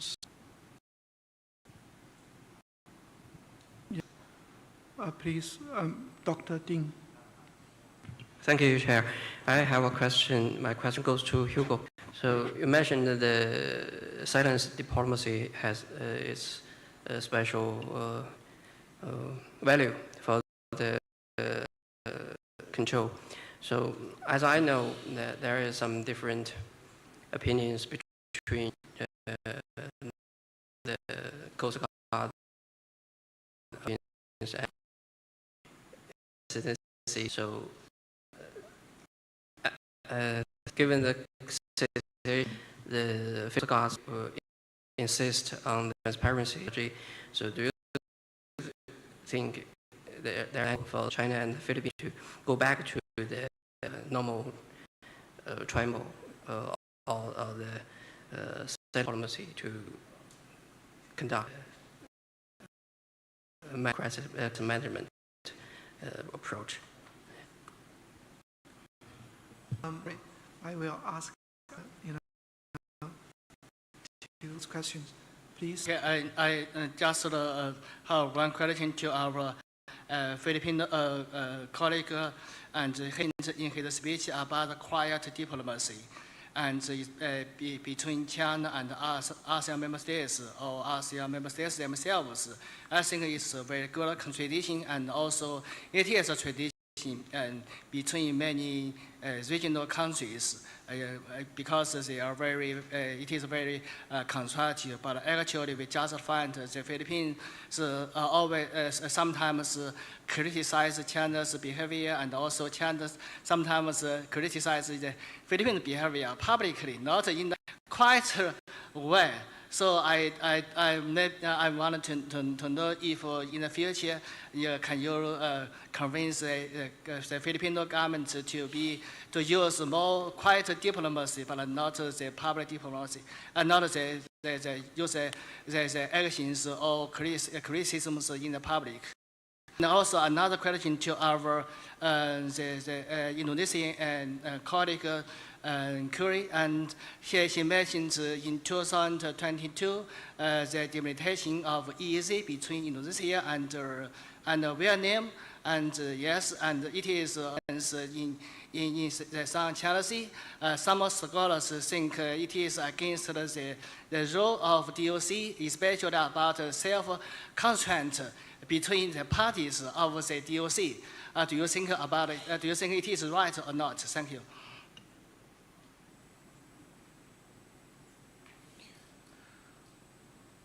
Please.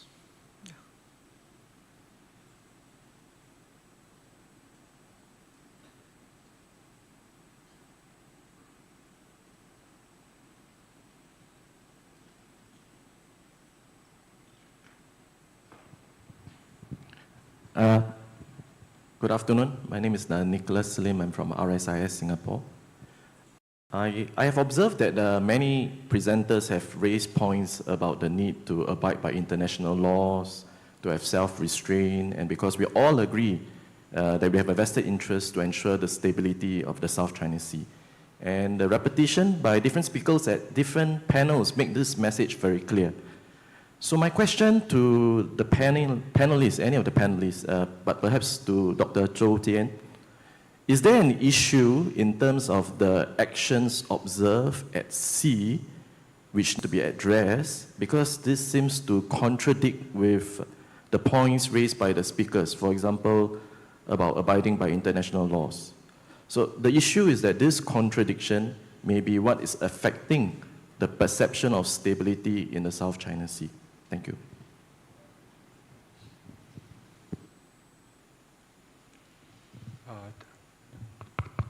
Thank you. I have two questions for Kuri and one question for Hugo. For Kuri, I think you mentioned about joint development agreement in South China Sea between Indonesia and China, right? And then there's a clarification from the Ministry of Foreign Affairs of Indonesia. So what is actually the current status of this joint agreement, joint development agreement, whether it is still official or it is not? And then the second question is maybe not quite related to South China Sea, but overall Indonesia position in its foreign policy, especially approach. So when President Prabowo decided to join Board of Peace, and it seems like the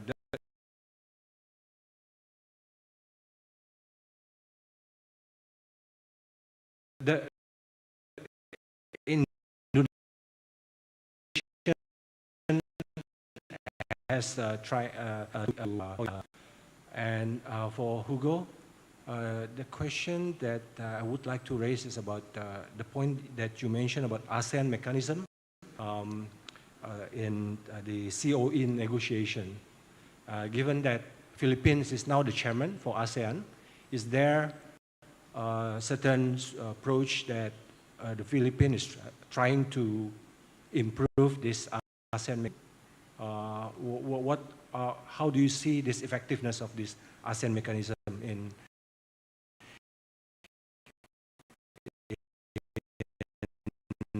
negotiating, letting the process of COE?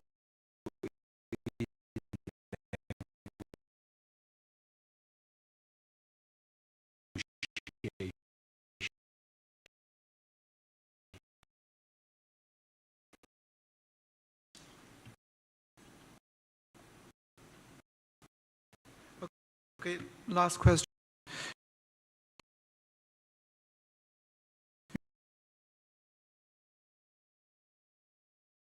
You know, we don't have much time. Work method which have remained agreed China, and that ASEAN and China would have an early conclusion of the COC. That is my question. The question is power to enforce the COC. Which body, which government body or entity? Thank you. Okay, please for our panelists, maybe from this way to, yeah, please, Mr. Zhou Jian.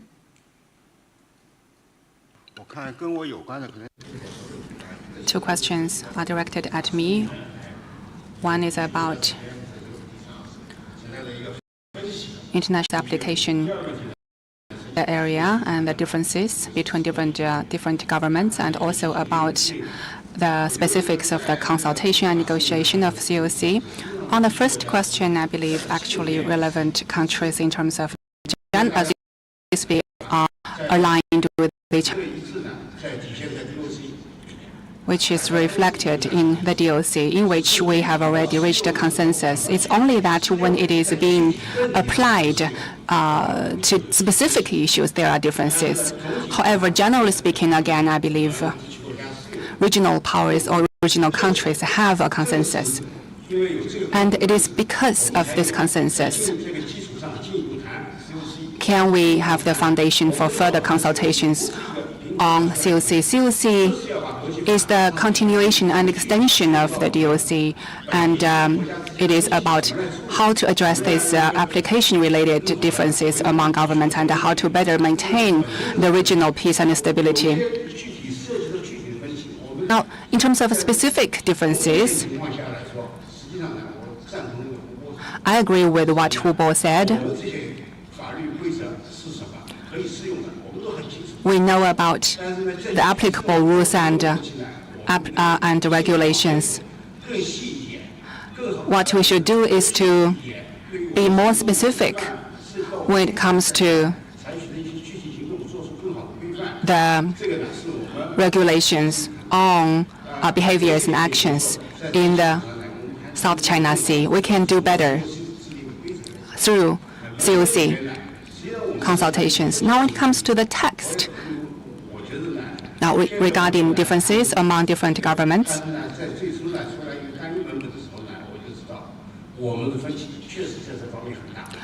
I understand that there are substantial differences regarding the text. However, I wanted to point out that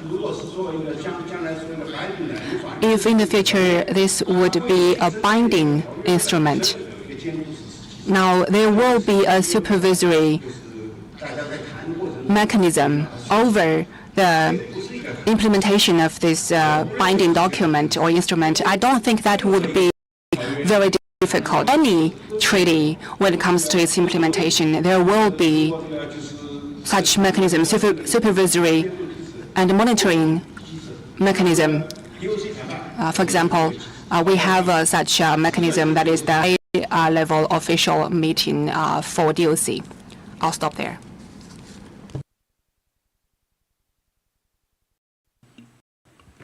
Thank you for the question. With regards to the questions about Indonesia-Vietnam EEZ delimitation back to 2022, Indonesia is consistent with its claim of EEZ delimitation based on UNCLOS. And to my knowledge, there is no maritime feature in South China Sea, even the closest one to Indonesia, that merits its own EEZ. And therefore, we only acknowledge that we have shared EEZ with Malaysia and Vietnam. The second question about the current status of a joint development agreement, I have to acknowledge that I'm not aware of the current development, but because of the backlash from the export of international laws, and it was so unpopular within the domestic public that the government have decided to, I think, to move slow and to reflect back on what is actually the line that we cannot cross. But in order for the joint development agreement to materialize it through a number of steps. Among others is to form intergovernmental joint steering committee between Indonesia and China. I'm not sure whether that has already in place and working.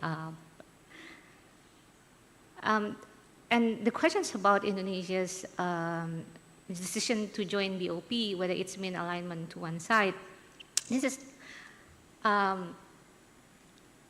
this is really a challenge to the current Prabowo presidency, because it seems like every move that they made is seen as taking side. Previously, when Indonesia, under Jokowi presidency, decided to join OECD, some says that, oh, Indonesia is tilting towards the Western, while it's actually considered based on Indonesia's need for good governance rather than, joining alliance, because that is contrary to our foreign policy. But then because of the international and also domestic views, Indonesia under Prabowo then decided to join the BRICS in order to balance out, the tilting perceptions, which is actually a misperception. But nonetheless, I think it shows that Indonesia is a rising middle power that is increasingly seen in the world stage, and therefore every move that we made is, susceptible to a misperception. With regards to Pak Prabowo's decision to join BOP, I think it's more a implementation of Indonesia's commitment towards anti-colonialism, values, and peace, which is the essence of our defense diplomacy. And by preparing to contribute to the peacekeeping operations there, we also hope to balance out the interests and the representations of other countries that might not be in line with the Palestinian. I have something to the COC. I think the COC as well as the DOC is not the mechanism between China and ASEAN. It's a 10+1. So every part, as to the COC connotation, every sentence, every article should be accepted by 11 parties. So that makes the process very difficult and long. So as far as I know, I think the differences, most of the differences not between China and ASEAN member states. It's within the ASEAN member states. So I think the final document would be very, very general. Otherwise, we couldn't have a final document. So we shouldn't counting upon the COC too much. So the question with regards to the Philippine Coast Guard you were asking, and as well as can Manila and Beijing go back to diplomacy despite the statements. So recently, the Department of Foreign Affairs, which is a different department, is doing de-escalation formats within the margins of ASEAN and outside the margins of ASEAN between bilateral and multilateral conversations with claimant states. It's still taking progress. However, we have to see that the Philippines and China should see like channel-to-channel dialogue between Ministry of Foreign Affairs and Department of Foreign Affairs. And I think what our Chinese colleagues have misunderstood the Philippines sometimes is we're a democracy based on the U.S. democracy. So the freedom of speech is really there. Anyone can make their own opinions, even if we don't agree. And different departments have their own stance on the South China Sea. So with regards to this, like I mentioned, I think with the Philippine Coast Guard and with the senators, I wouldn't name them anymore.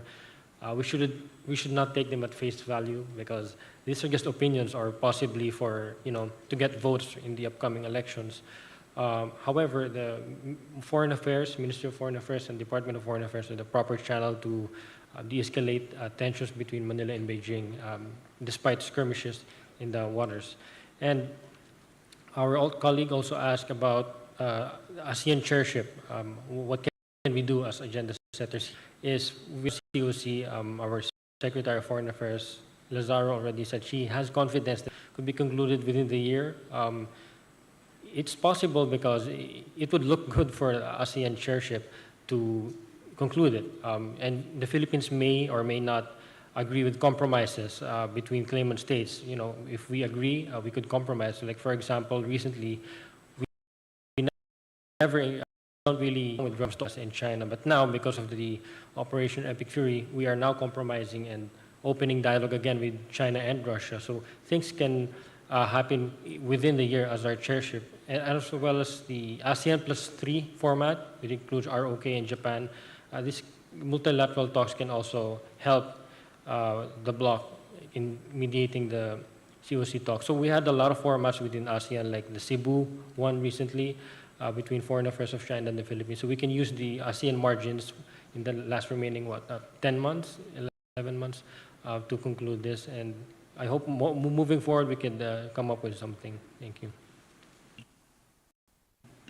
Thank you. And before I conclude this discussion, I will say that I believe that no matter how difficult it is and no matter how years it will take, the discussion and the negotiation of COC itself has value, and also does discussion here. Thank you.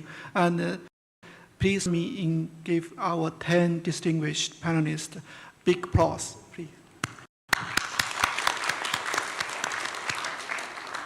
Thank you. That is concluded. Thank you. 好，现在是茶歇环节，请大家于5点钟回到会场。Please enjoy your tea break, and we're going to resume the discussions at 5 p.m.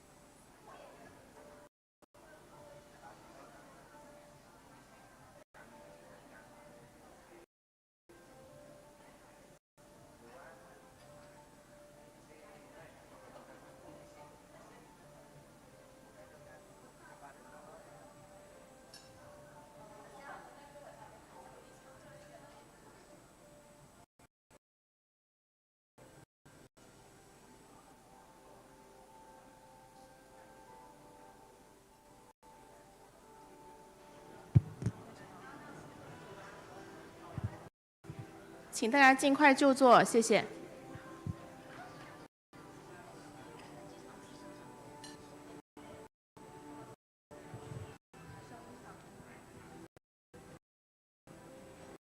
下面议题环节，有请。Now we have session 4 discussion.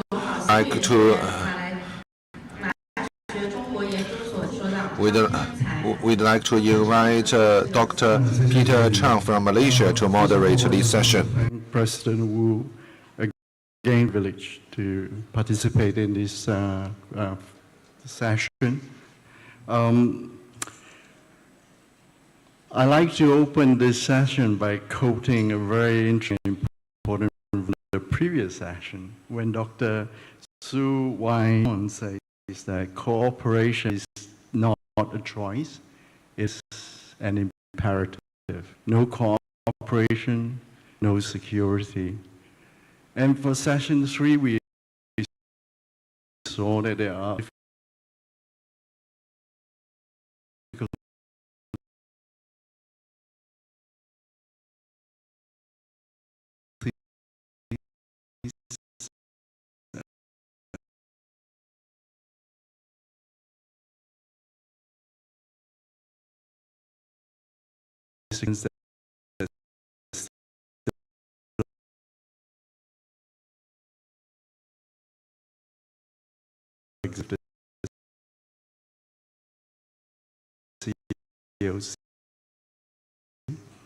I hear the message that but we have so much more.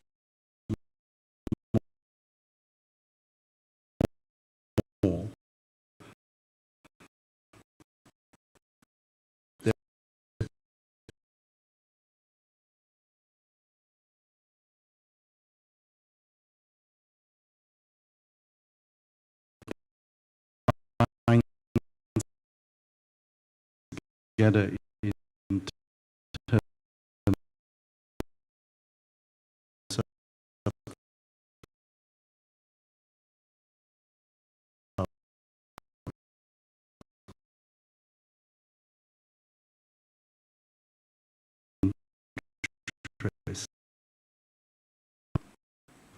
of Southeast Asia, for us in Malaysia, we feel the effect of those changes within China. It is helping driving our own quest for high quality development in Malaysia. In this panel, we're going to discuss about how this quality development is going to drive the marine economy in the South Sea. The second phrase that really kicks in this title is the section of Hainan Freeport. At the Davos conference in January, China Vice Premier announced, it was so widely quoted, China is no longer the world's factory. China is the world's market. And there is no better for us to experience this pronouncement than in Hainan Freeport itself.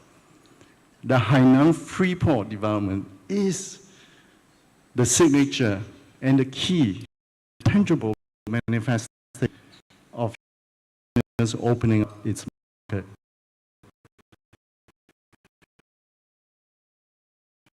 to the rest of the world.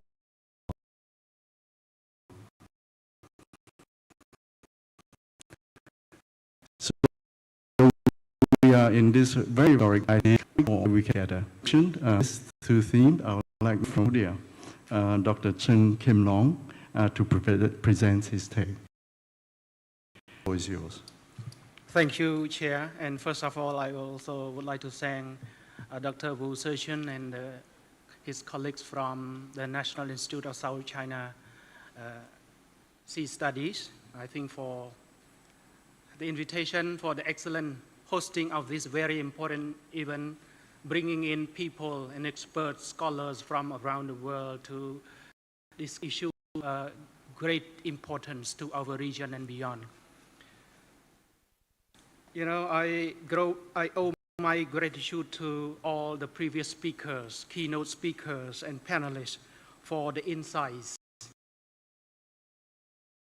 Thank every one of you. Over the past 2 days, we again stress and pressure on our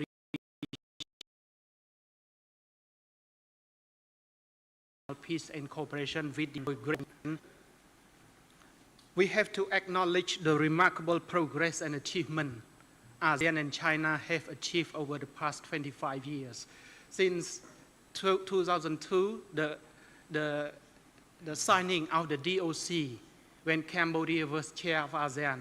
Back then, you know, Cambodia received a lot of criticism from friends in ASEAN when Cambodia was facilitating the discussion and negotiation on the text of the DOC. But I think that also gave the birth to further discussion of the COC. People look at it, you know, and criticize it, but without the initiative and the courage of leaders from ASEAN back then, and leaders of China, and of international community, about the sea. And I believe, you know, look at Hainan, which became the 12th free trade zone of China in 2020, first free trade port. In 2007, the GDP per capita of people in Hainan was around 1,900. But by 2019, the GDP per capita almost tripled to $7,200 US. Until now, I think the GDP per capita has increased. At the same time, ASEAN member states have been prospering. Mid-Southeast Asia has been prospering. Has been growing by about 3 times. And then without any obstacles on the way, and if we address it together, particularly on the promotion of high quality free trade ports, linking Hainan free trade port to free trade port in Southeast Asia. I think Vietnam, our colleagues from DAV, a former president of DAV talked this morning as well. They would like to link Hainan free trade port with those in Vietnam. In Cambodia too, the two governments have agreed to trade camps using Hainan as a transit point.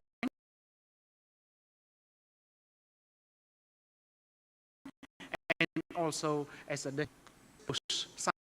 some of the practical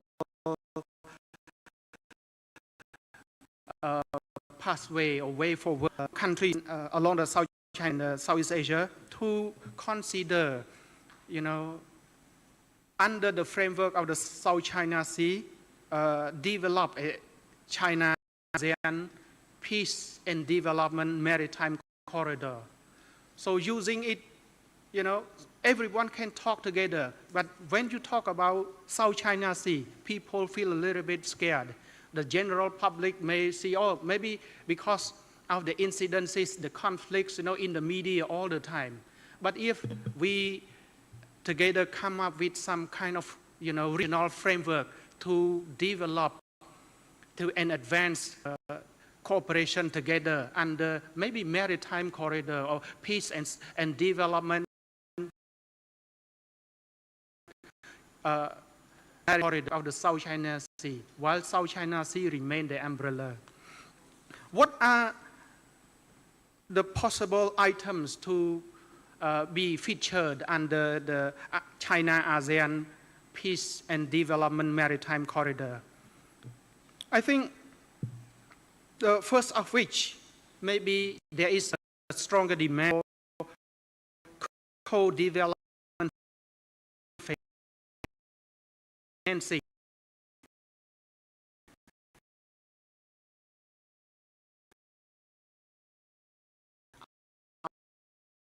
Of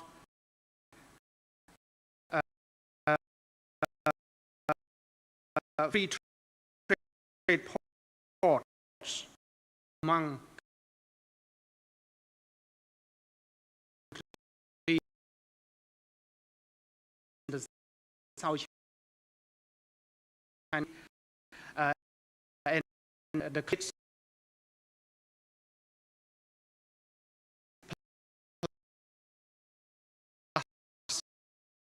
Southeast port development.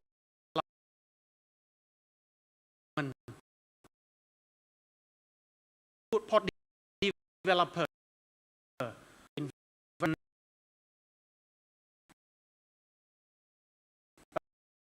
the coast of Malaysia, Indonesia.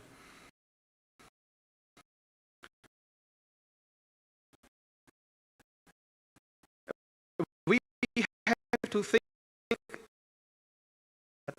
develop free trade ports connecting the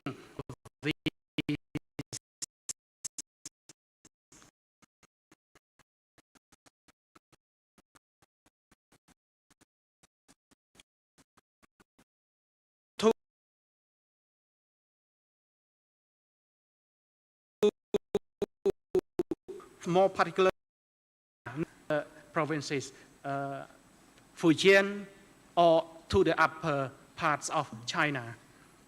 The second is promoting the regional harmony via the effective governance and the harmonization of other Indo-Pacific initiatives. China has developed the 21st Maritime Silk Road Initiative. I think people have not talked much about linking that and harmonizing that with the other, because only ensuring the peace and development in the South China Sea alone may be not enough. We have seen that anything that happened, but we look at this as a precursor to promote the greater regional or inter-regional cooperation across from the East Asia to Southeast Asia maritime route.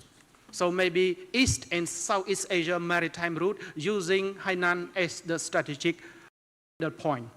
The last is the cooperation in scientific research and collaboration in maritime economy and green and sustainable development. I think, to my understanding, colleagues Ministry of Environment in Cambodia now, they have more talent in the scientific research. The thing is that there need to be more people like this to be sent to China or to learn, share knowledge among ASEAN member states. And on that note, I'd like to end here and thank you. Thank you very much, Dr. Heng. You know, it's interesting to hear that you say that Cambodia is interested in a free port of your own. And earlier we have heard Dr. Newman say Vietnam already working on their Da Nang. It looks like the Hainan free port is very contagious. It's spreading everywhere. The rest of Southeast Asia may eventually pick up the idea as well, and Malaysia will want to have our own free port. Thank you, Dr. Chen. Now we're going to go further away from home. We're going to hear some perspective from Chen Bo. Chen Bo is going to give us some perspective from Ireland. Dr. Chen?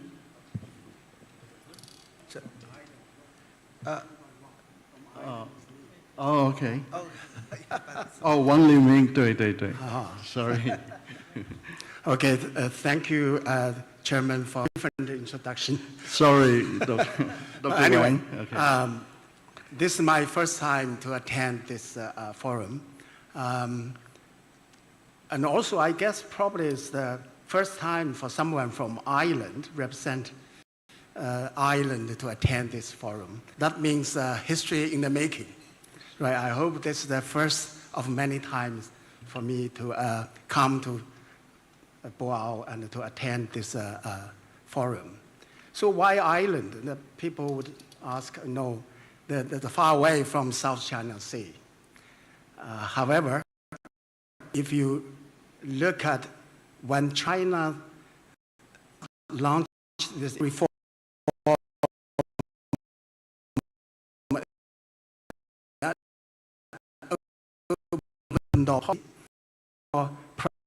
President of China,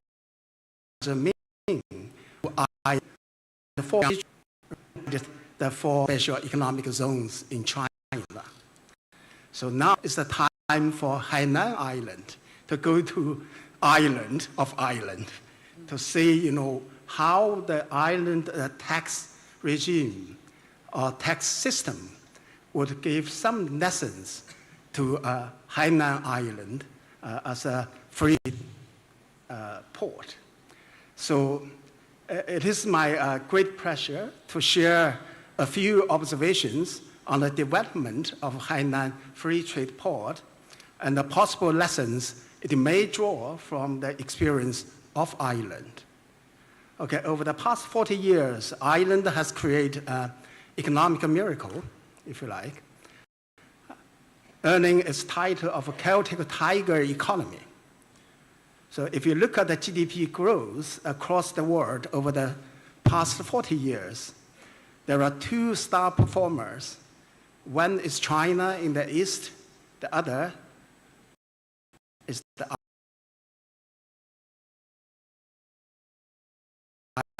Ireland in the west. So Ireland, the GDP per capita was below the EU average 40 years ago, has now achieved the third place globally, behind only Luxembourg and Switzerland.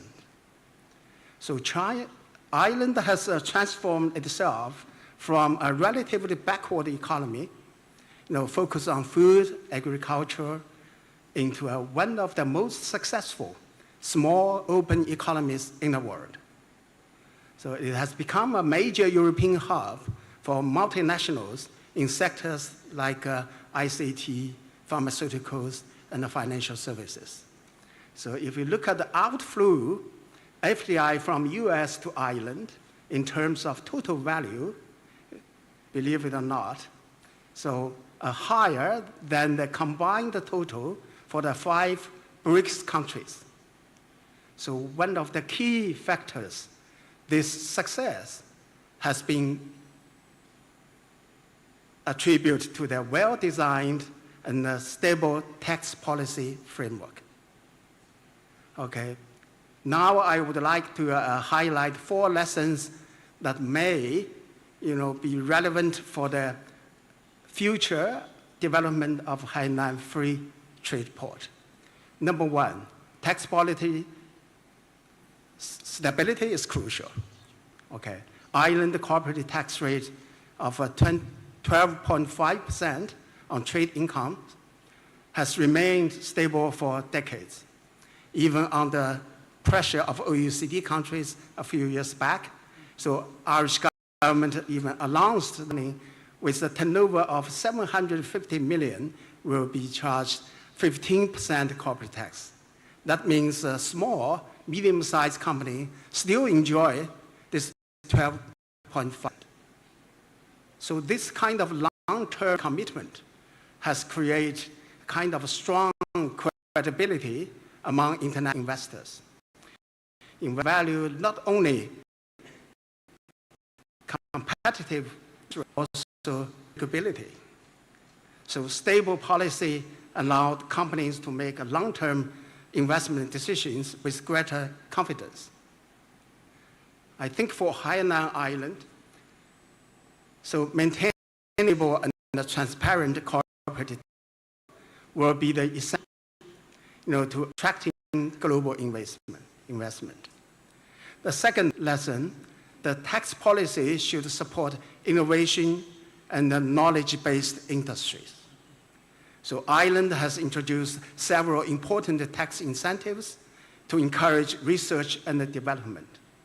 For example, companies can benefit from a 25% R&D tax credit. And also profit derived from the intellectual property may qualify for a reduced effective tax rate of 6 0.25%. So that is called a knowledge development box policy created by Irish government.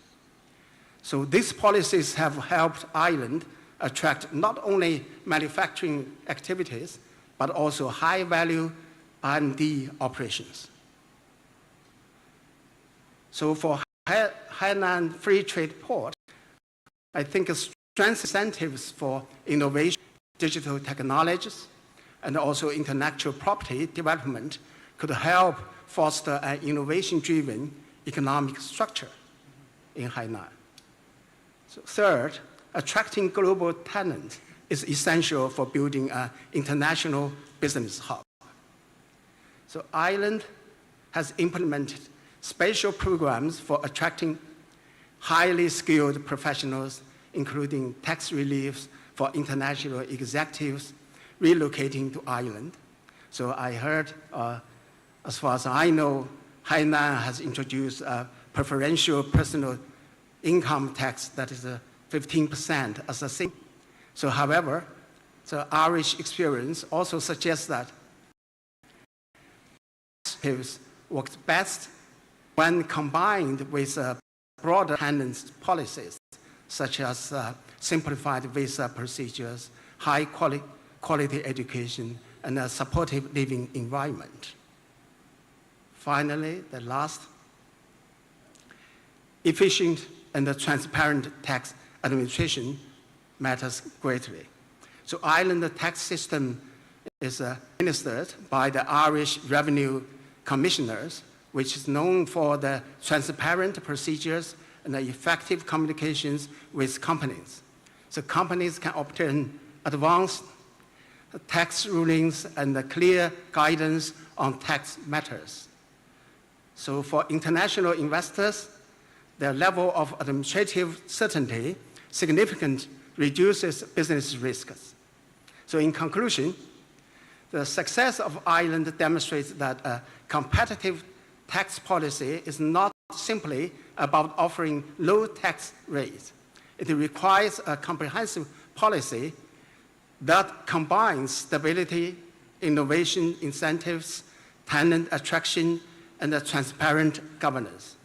So as Hainan continues to develop itself into a high-level free trade port with global influences, so incorporating those lessons could help strengthen its role as an international hub for trade, investment, and innovation. Thank you for your attention. Thank you so much, Professor Wang. Thank you so much for the four Irish wisdom. Tax stability, innovation, global talent, and transparency. Thank you. Next, I would like to invite Professor Chen Bo to give this Hainan project a Southeast Asia perspective. The floor is yours, Professor Chen. Thank you very much. And also, I greatly feel greatly grateful to NISCS for this invitation. This is my great pleasure to share my opinions with my old friends as well as new friends. So my a little bit background is that I have been in Hainan for several times and doing a few studies and also giving advice to the development of Hainan Free Trade Port. But at the same time, I'm now based in Singapore, the National University of Singapore. I'm working at the East Asia Institute. So this is a very fantastic binding of the two, so that I think I'm in a privileged kind of position to talk about the competition first and then cooperation between Hainan Free Trade Port and Southeast Asia. Well, Hainan has a ambition to build itself in the global competitiveness in the fields of tourism, modern services, high-tech industries, as well as tropical agriculture. Whereas we know in Southeast Asia, it has very strong competitiveness already in manufacturing sector. But of course, Southeast Asia is actually basically ASEAN consists of 10 countries, from the very developed ones like Singapore to the very developing ones like Myanmar. So I have to talk country by country. For example, for manufacturing, Vietnam is definitely the star. Thailand and Malaysia is also having a strong basis on some of the industries. Whereas when we talk about global trade, financial service, etc., Singapore is definitely get the top notch. And for tourism, Thailand, Indonesia actually attract the global kind of attentions, especially from North America and the European Union.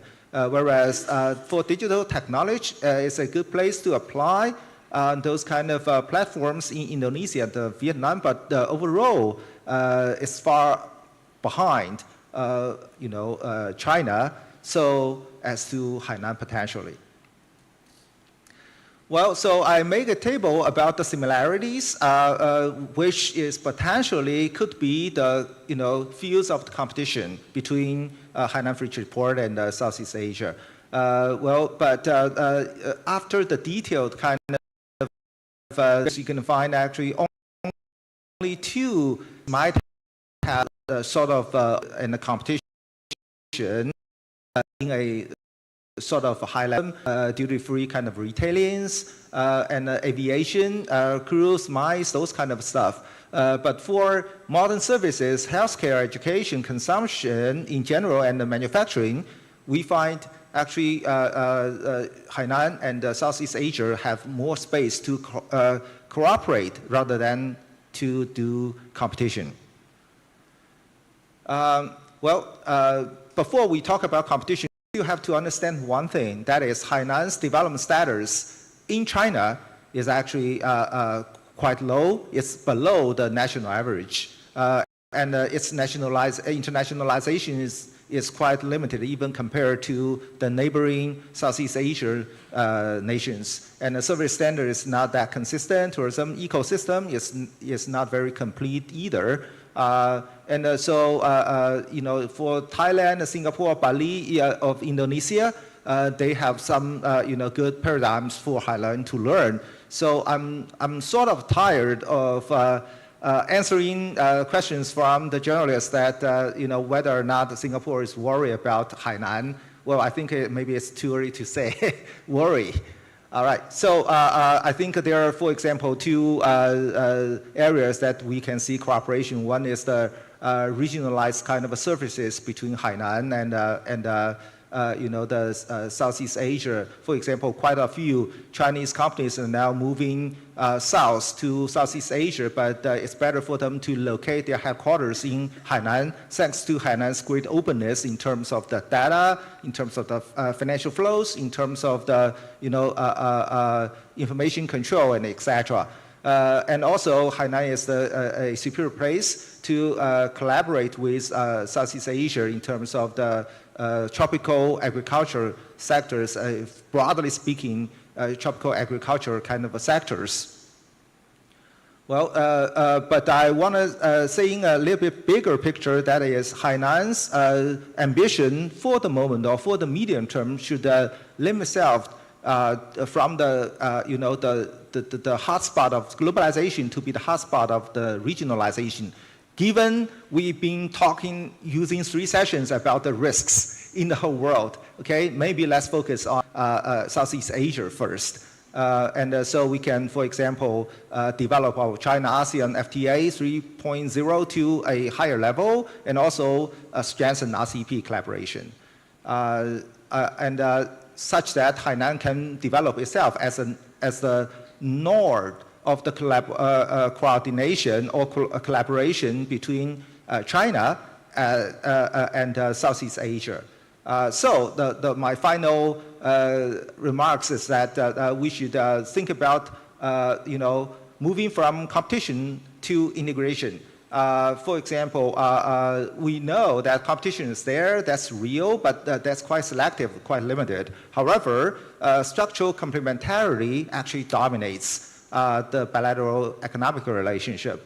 Southeast Asia could focus more on production and has a much broader kind of market base, whereas Hainan has the potential advantage in terms of the institutional and platforms and the service platforms. So this can actually give Hainan a special kind of advantage in terms of this kind of cooperation. And the cooperation can actually, for example, enables or actually facilitate China's FDI, OFDI to ASEAN nations, Southeast Asian nations, and also can facilitate the cross-border finance and the settlement. Whereas Hainan can also learn from this collaboration about the standards, logistics, service upgrading from Southeast Asian nations such as Indonesia, Vietnam, well, more importantly, maybe Singapore. Finally, let me just add one more remarks. People often talk about Hainan's ultimate goal to be the next Singapore. In China, there are more than 10 cities or regions they want to develop as next Singapore. Well, that's great. That means Singapore is doing good. However, in terms of Hainan's development, I think the paradigm is it should be island rather than Singapore. So islands' geo-economic characteristics is more similar to Hainan, and its experience of the development is also very similar to the Hainan's current kind of status. So I urge Hainan to look more broadly of the globe to see its paradigms to follow. Thank you very much. How interesting, Professor Chen Po and Professor Professor Wang, you already have one support here. Hainan should look beyond Singapore and instead look to Ireland itself. Interesting. Thank you so much, Professor Chen. It's a very, very inclusive, extensive and detailed comparison. Very, very helpful. Next, I would like to invite Professor Nguyen T. Yuan Son. Professor Nguyen, this morning we already heard him articulating Vietnam's enthusiasm with Hainan Port, how Da Nang is also developing, right? Okay, now, so I'm going to work on the offshore water renewable energy. You're going to speak on that. And the floor is yours. Okay. Thank you. Thank you, Chair, for great introduction. And I would like to send my sincere thanks to organizer for inviting me to this very important event. I have a great chance to reunion my Professor David Vandeja, and he already taught me in international environmental law 20 years ago. So, good afternoon, everyone. My presentation today has been slightly modified compared to the title and objects I submit to the organizer. In this presentation, I will discuss the current situation, key challenges, and future outlook in developing offshore wind power in Vietnam. As you know, Vietnam is considered one of the most promising countries in Asia for offshore wind energy. However, the industry is still in its early stages. Vietnam has more than 3,200 kilometers of coastline and strong wind speeds. The total offshore wind potential is estimated at up to 1,000 gigawatts, which is extremely high compared to many countries in the world. This means offshore wind could become a clear in the future. The government has introduced Power Development Plan 8. The plan set target gigawatt by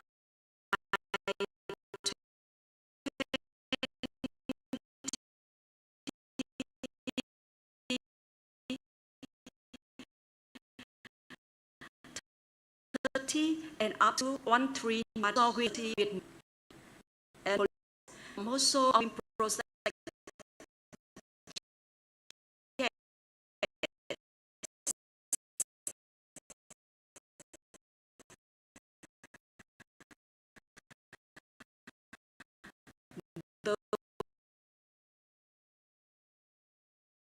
still in early stage. of party political, strategic orientations, the national power development framework, and the body of laws governing marine resource management, investment, construction, environmental protection, and the electricity markets. This strategic orientation is clearly reflected in the resolution number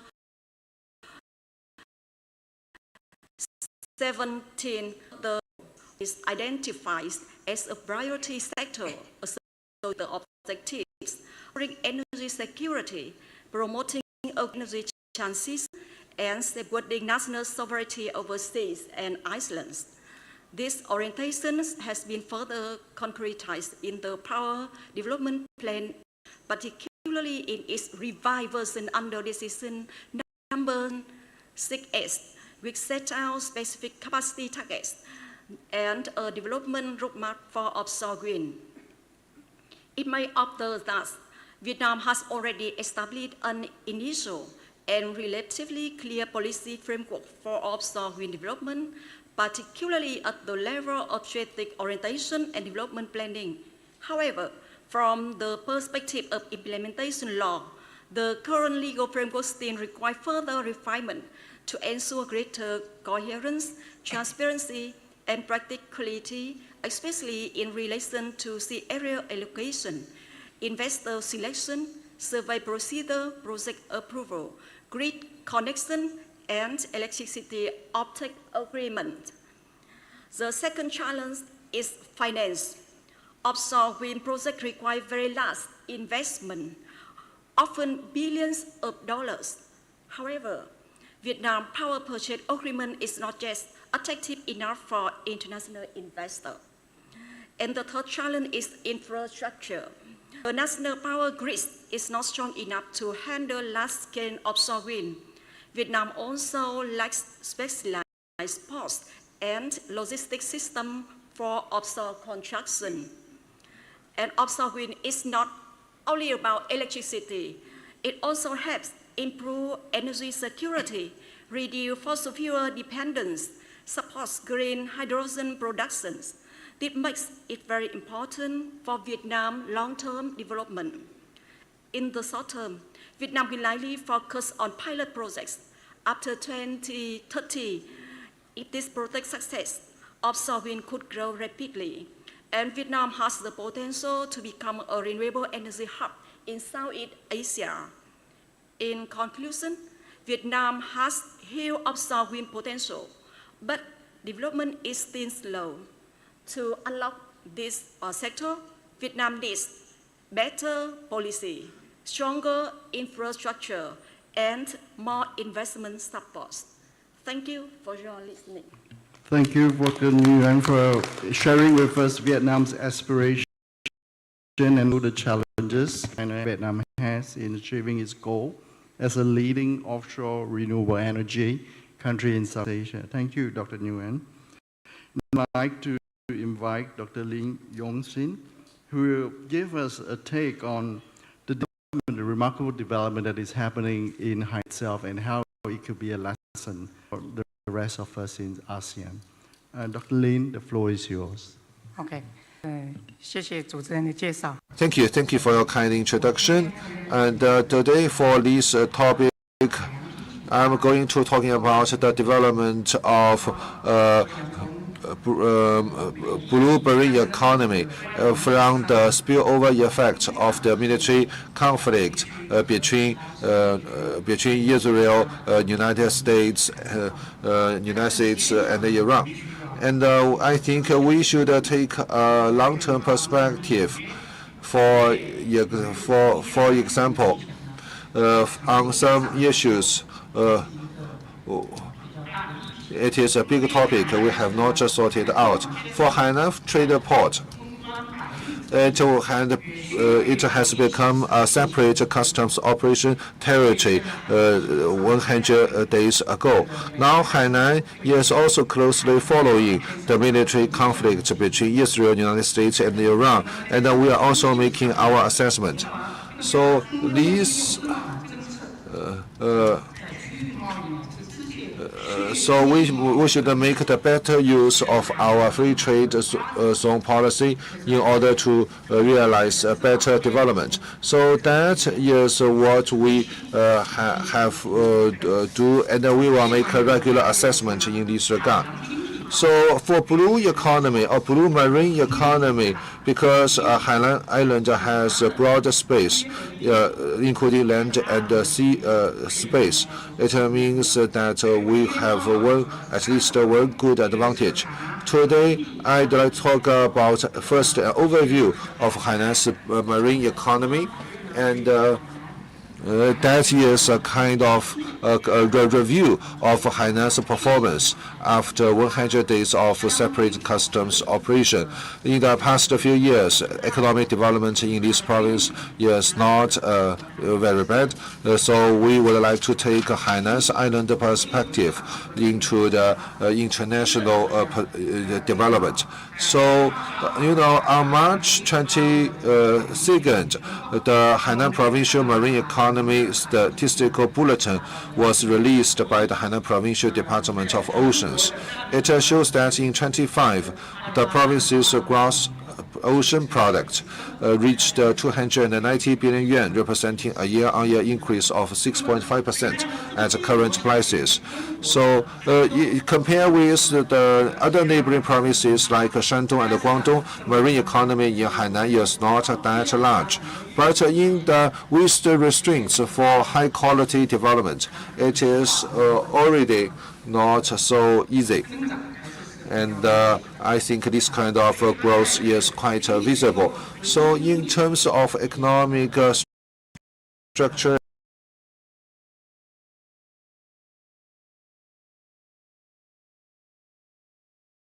and the core confidence has much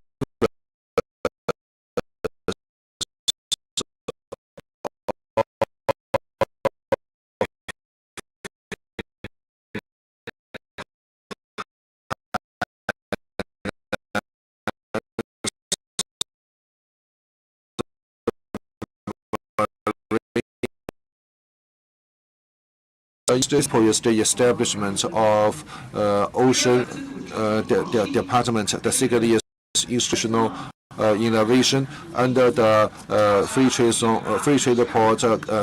We have come up with more than 80 innovative measures.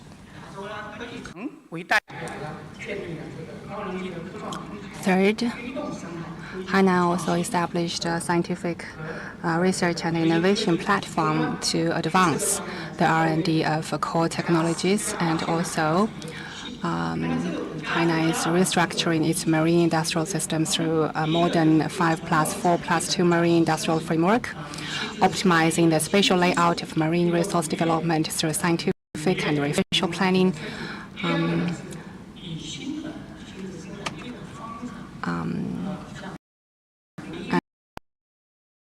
So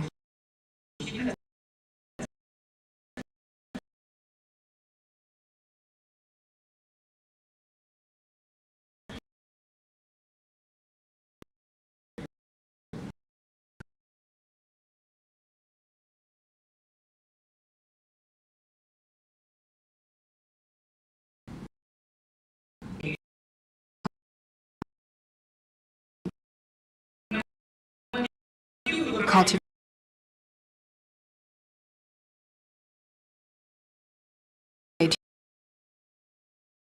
new industries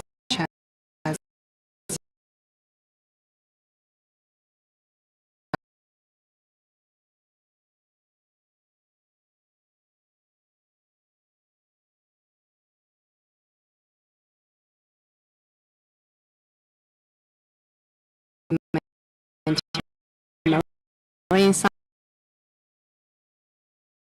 cooperation programs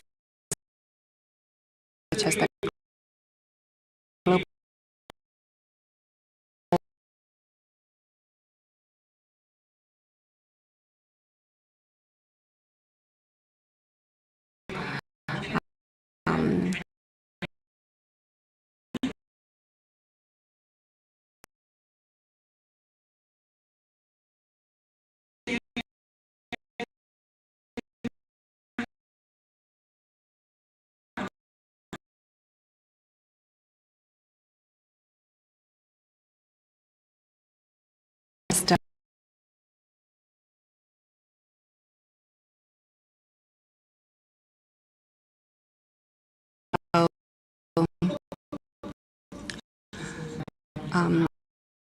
the support is formulation development optional. Now, looking at the complement international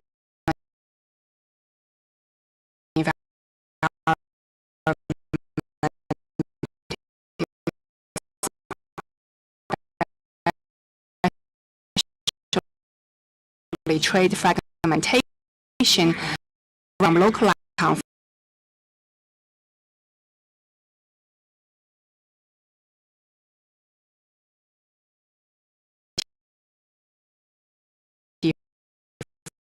For the high quality development of the regional marine economy. Against this, the need of the development of Hainan feasible and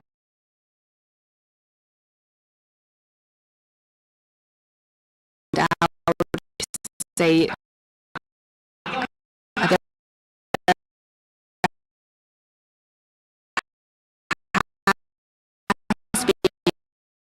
some regional consensus already.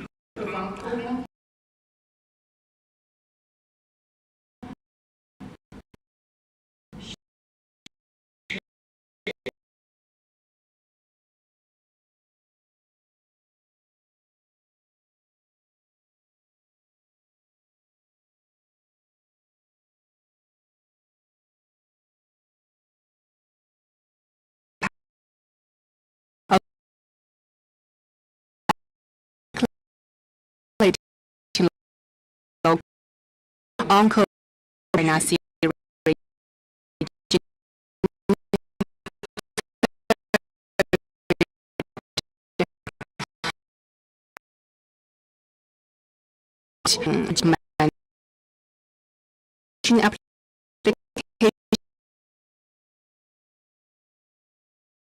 etc.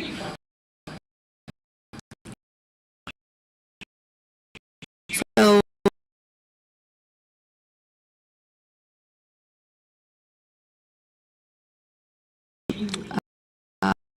we would need a mechanism to advance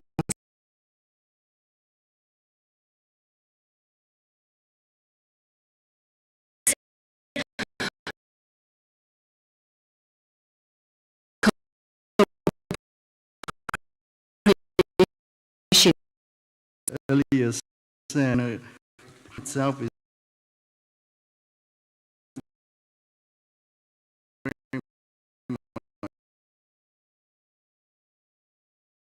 clean. Joining conversation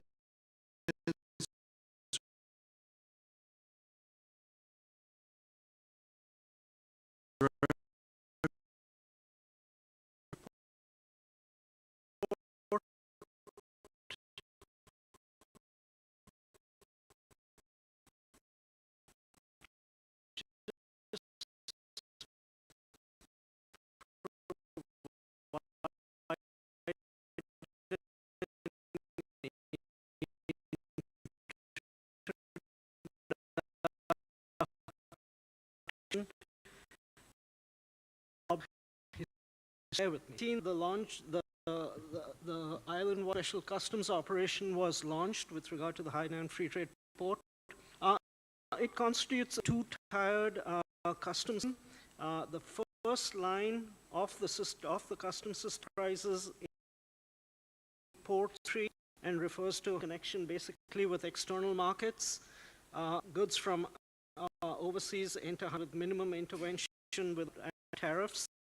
The number of tariff-free items has risen from about 1,900 in terms of tariff-free lines to almost 6,600.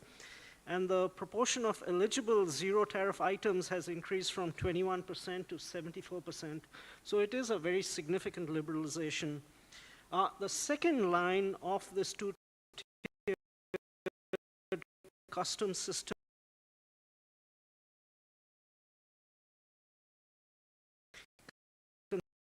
consists of 10 ports, and mainland between Hainan and the Chinese mainland, and so long as goods undergo processing in Hainan, can enter the mainland free. This is open by having multiple tiers of liberalization. In a sense, what we're doing is looking at the remedies from an experimental basis, and with regard to trade, what Hainan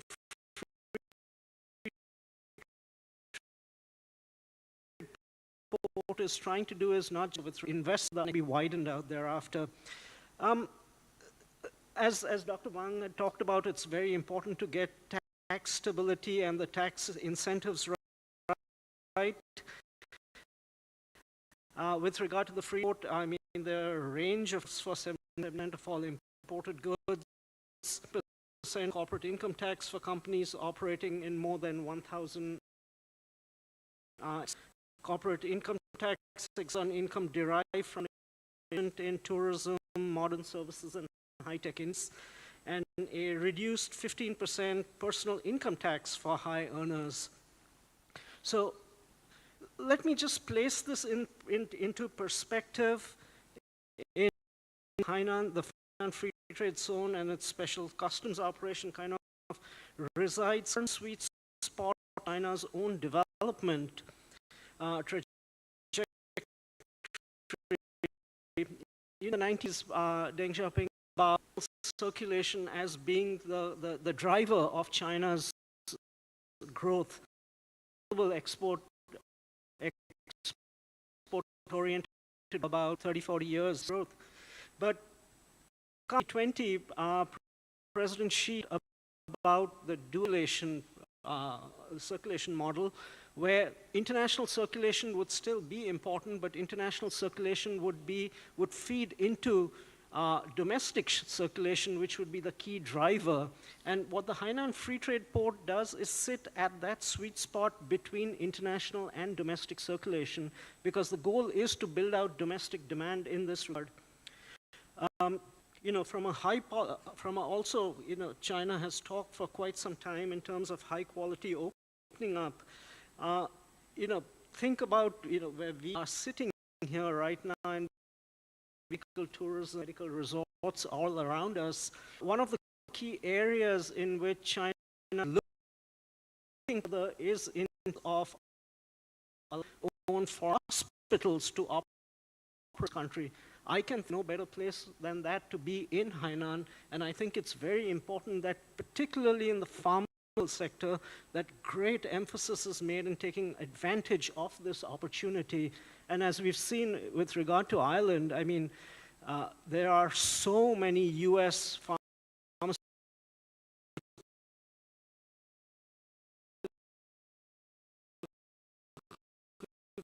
companies which are there, and that's by China itself.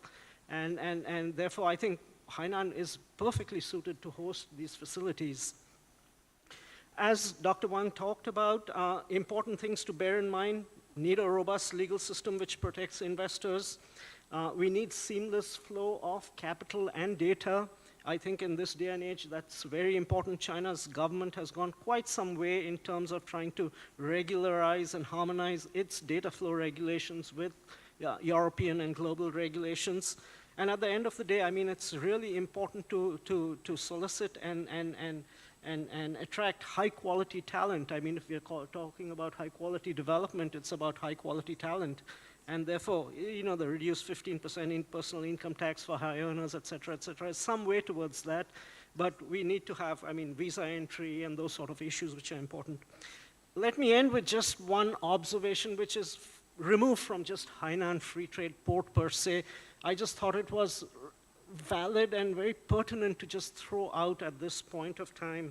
You know, right now, as we are sitting here and talking about Hainan Free Trade Port and trade liberalization, at the same time, the WTO is meeting in Cameroon today as we sit, and at its ministerial meeting. And one of the proposals that has been forwarded at the ministerial meeting by the United States is to scrap or to modify the most favored nation treatment per se. You know, most favored nation has been the bedrock of international trade since God knows when, I mean, 200 years. The United States actually was one of the key beneficiaries of MFN in 1844 with regard to China when it saw what was there in the Treaty of Nanjing with regard after the Opium War between the UK and the Qing dynasty. And the United States demanded that if any further improvements were made for any other foreign country with regard to terms of trade, that the United States would be a beneficiary also of those terms of trade. Most favored nation treaty, that it would not be done on a discriminatory basis.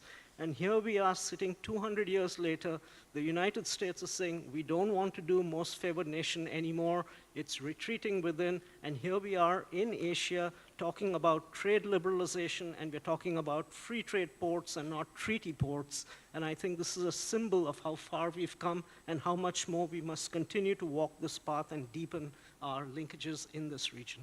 Thank you. Thank you so much, Surya, for putting this in context of the port treaty that you mentioned just now, and then the most favored nation, and how Hainan itself is such a historical symbol of what it is not supposed to be, and the liberalization that is happening right now is the way forward. And now I'd like to invite Professor Su Xiaodong to give his perspective right now on the Hainan in the context of the ASEAN shipping network. Professor Su, the floor is yours. Okay, thank you, Mr. Chair. The topic today I want to present is about the shipping network in which the Hainan Free Trade Port can play.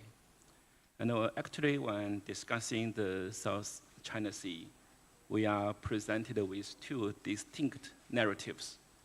On one hand, the South China Sea issue, particularly dispute, and the other is the long history of peaceful utilization and development.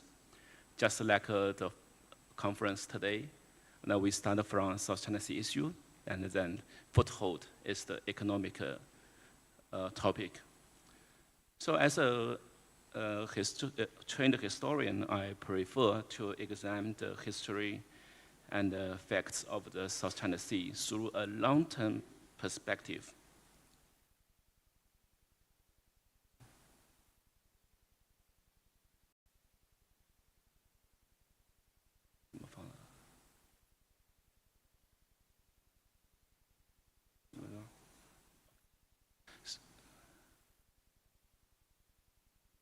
So, actually, historical archives and factual records always reveal that for the majority of the history, the South China Sea has been characterized by peace and stability. This is not evidenced by the maritime Silk Road, but also by the ages of commerce that have flourished throughout the South Asian history. So whether we look at the maritime Silk Road or the ages of commerce, both around the facility ports and the shipping network that connected the South China Sea. So ports serve as the pivots of the networks, and the interface for industrial links name country strategic importance artery for global energy and international maritime trade is not elaborated here, but I really want to emphasize that it is through these ports and the shipping network that the nations surrounding the South China Sea achieve cooperation and mutual cooperation, which is essential for the regional and the sustainable. Hainan Free Trade Port has officially launched its island-wide independent customs operation. Hainan is poised to play a more in building an integrated and elaborate South China Sea shipping network. But before rating the roadmap, I would like to give a quick overview of the evolution of this thing. From the historical perspective, the region and the networks are being an invention, but have existed since of years ago. And this has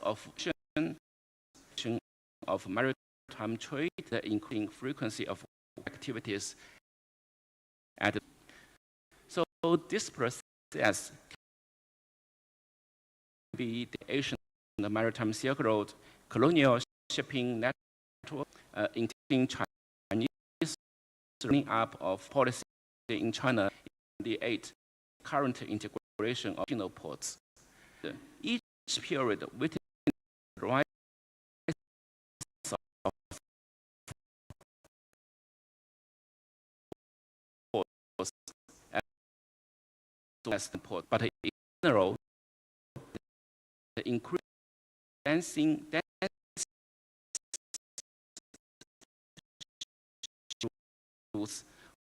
for this evolution of shipping networks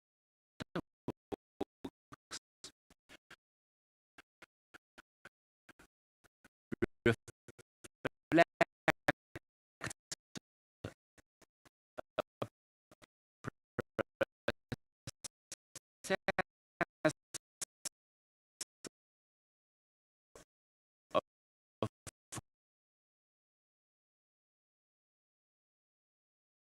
gradual and the linkages between major ASEAN and China key coastal ports. But nevertheless, there are still several critical bottlenecks in this network. So this is the fourth. First is the distribution of ports. So current China Sea has long demonstrated a massive effect. Ports represented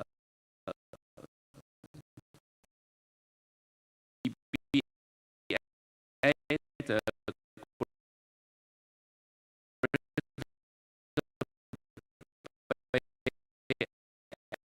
area port clusters, Singapore for open of regional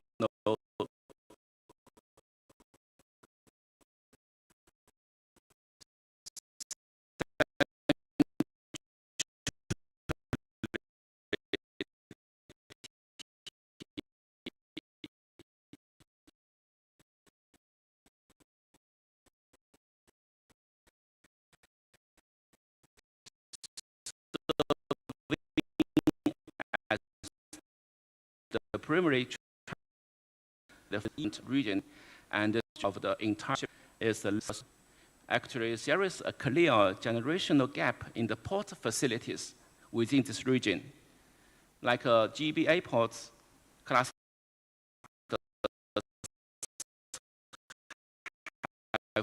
fully transitioned and in sufficient and efficient transport connectivity. And the third one is the coordination gaps. And many Southeast Asian region has largely been characterized by a competitive mindset. So ports often looked in the zero-sum games, so lack of collaboration. And the fourth is the geographic risks, and which has very obvious in current situation. So this point of view, the policy can be— Dr. Zhu, can you finish this up in a minute, please? In 1 minute, okay. So here I propose 4 suggestions, and the first one is to try to amplify the synergy between geographic and policy advantages, especially on the current of Hainan Free Trade Policy and the RCEP. There is a synergy between the 2 policies. And the second one is still have to scale up the trade between Hainan and ASEAN. So the trade is the support of the shipping network. And the third one is to improve port infrastructure and the facilities. And in this context, I think the Yangpu port can be a good example for this idea. And the last one, I think, still have to provide more public goods. That is to support the safe and secure navigation through the South China Sea. So, thank you very much. Thank you very much, Dr. Zhu, for the very comprehensive and detailed report. Unfortunately, we just don't have time. I'd like to pass the floor now to my good friend Siwage. And now Siwage is going to give us the Indonesian perspective. Siwage, the floor is yours. Okay, thank you, Prof. Peter. Good afternoon, everyone. I would like to thank the organizer for inviting me to this very important conference. And as the last speaker, I don't have much to add, as all the expert speakers before me have already covered many critical issues. But let me share a short reflection from an Indonesian perspective on the question, how do we make high quality economic cooperation in South China Sea region? For Indonesia, like many other countries in Southeast Asia, our economy depends on open sea lanes, stable energy flows, and sustainable marine resources. What happens in this region directly affects our growth.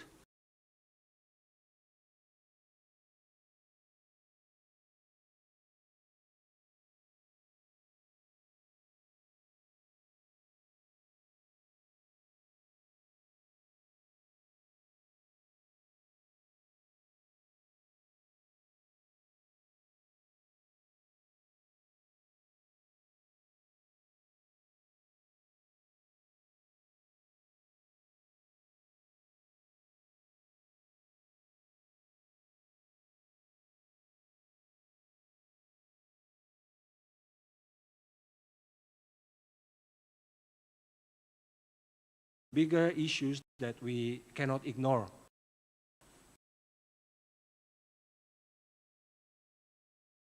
Which is the elephant in the room we discussed today.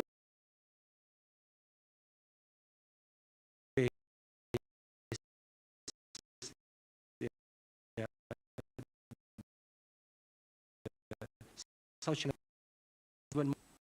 all China's region, but that works if this region itself is predictable and secure. So in other words, economic cooperation alone is not enough.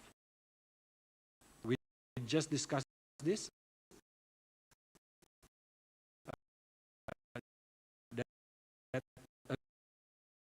We both conduct, it's not diplomatic objective.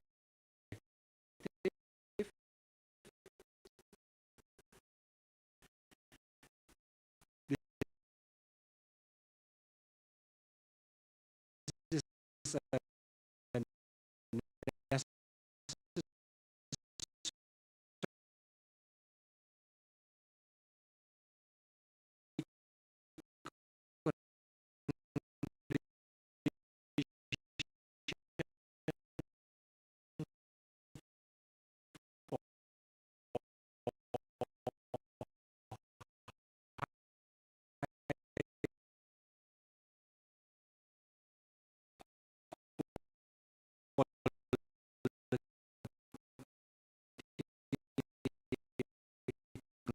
development with high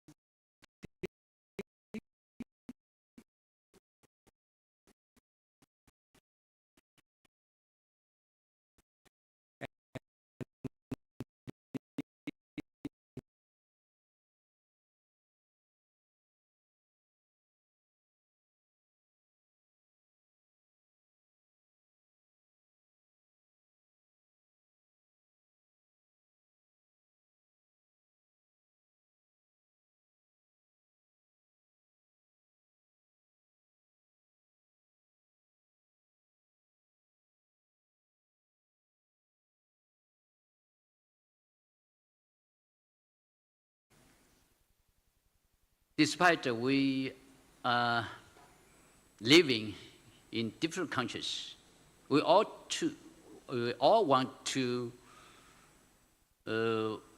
safeguard the peace and the stability in this region. I think it's our mission, our duty to safeguard, uphold peace and stability. It's important as we touched upon yesterday and this morning.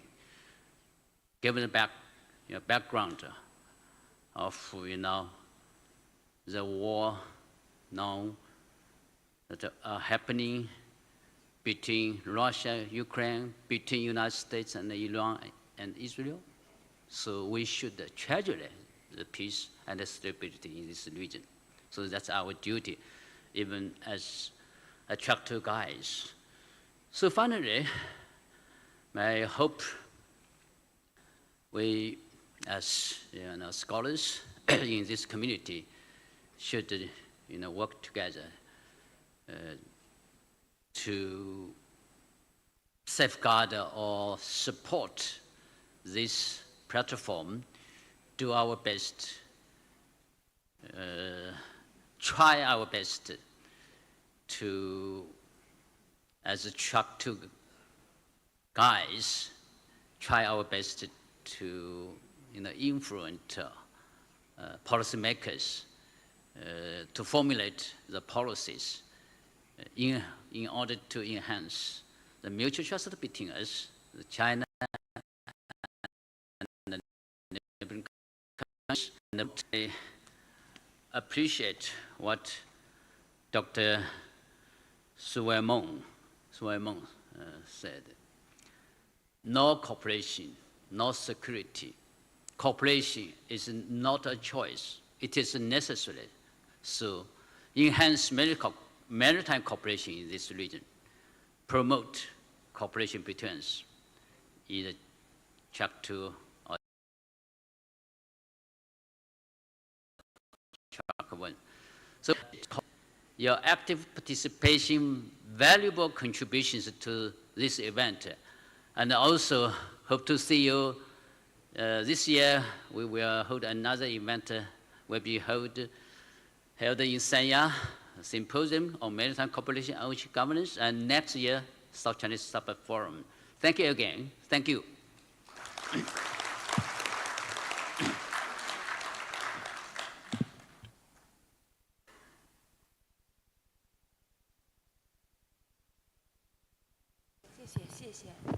Thank you all the panelists and moderators.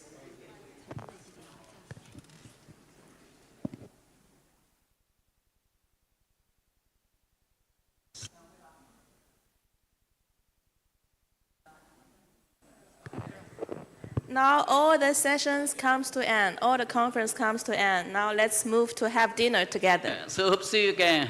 Yeah, hope to see you again. Wish you happy journey back home. Hope to see you next year or this year in summer. Okay, thank you.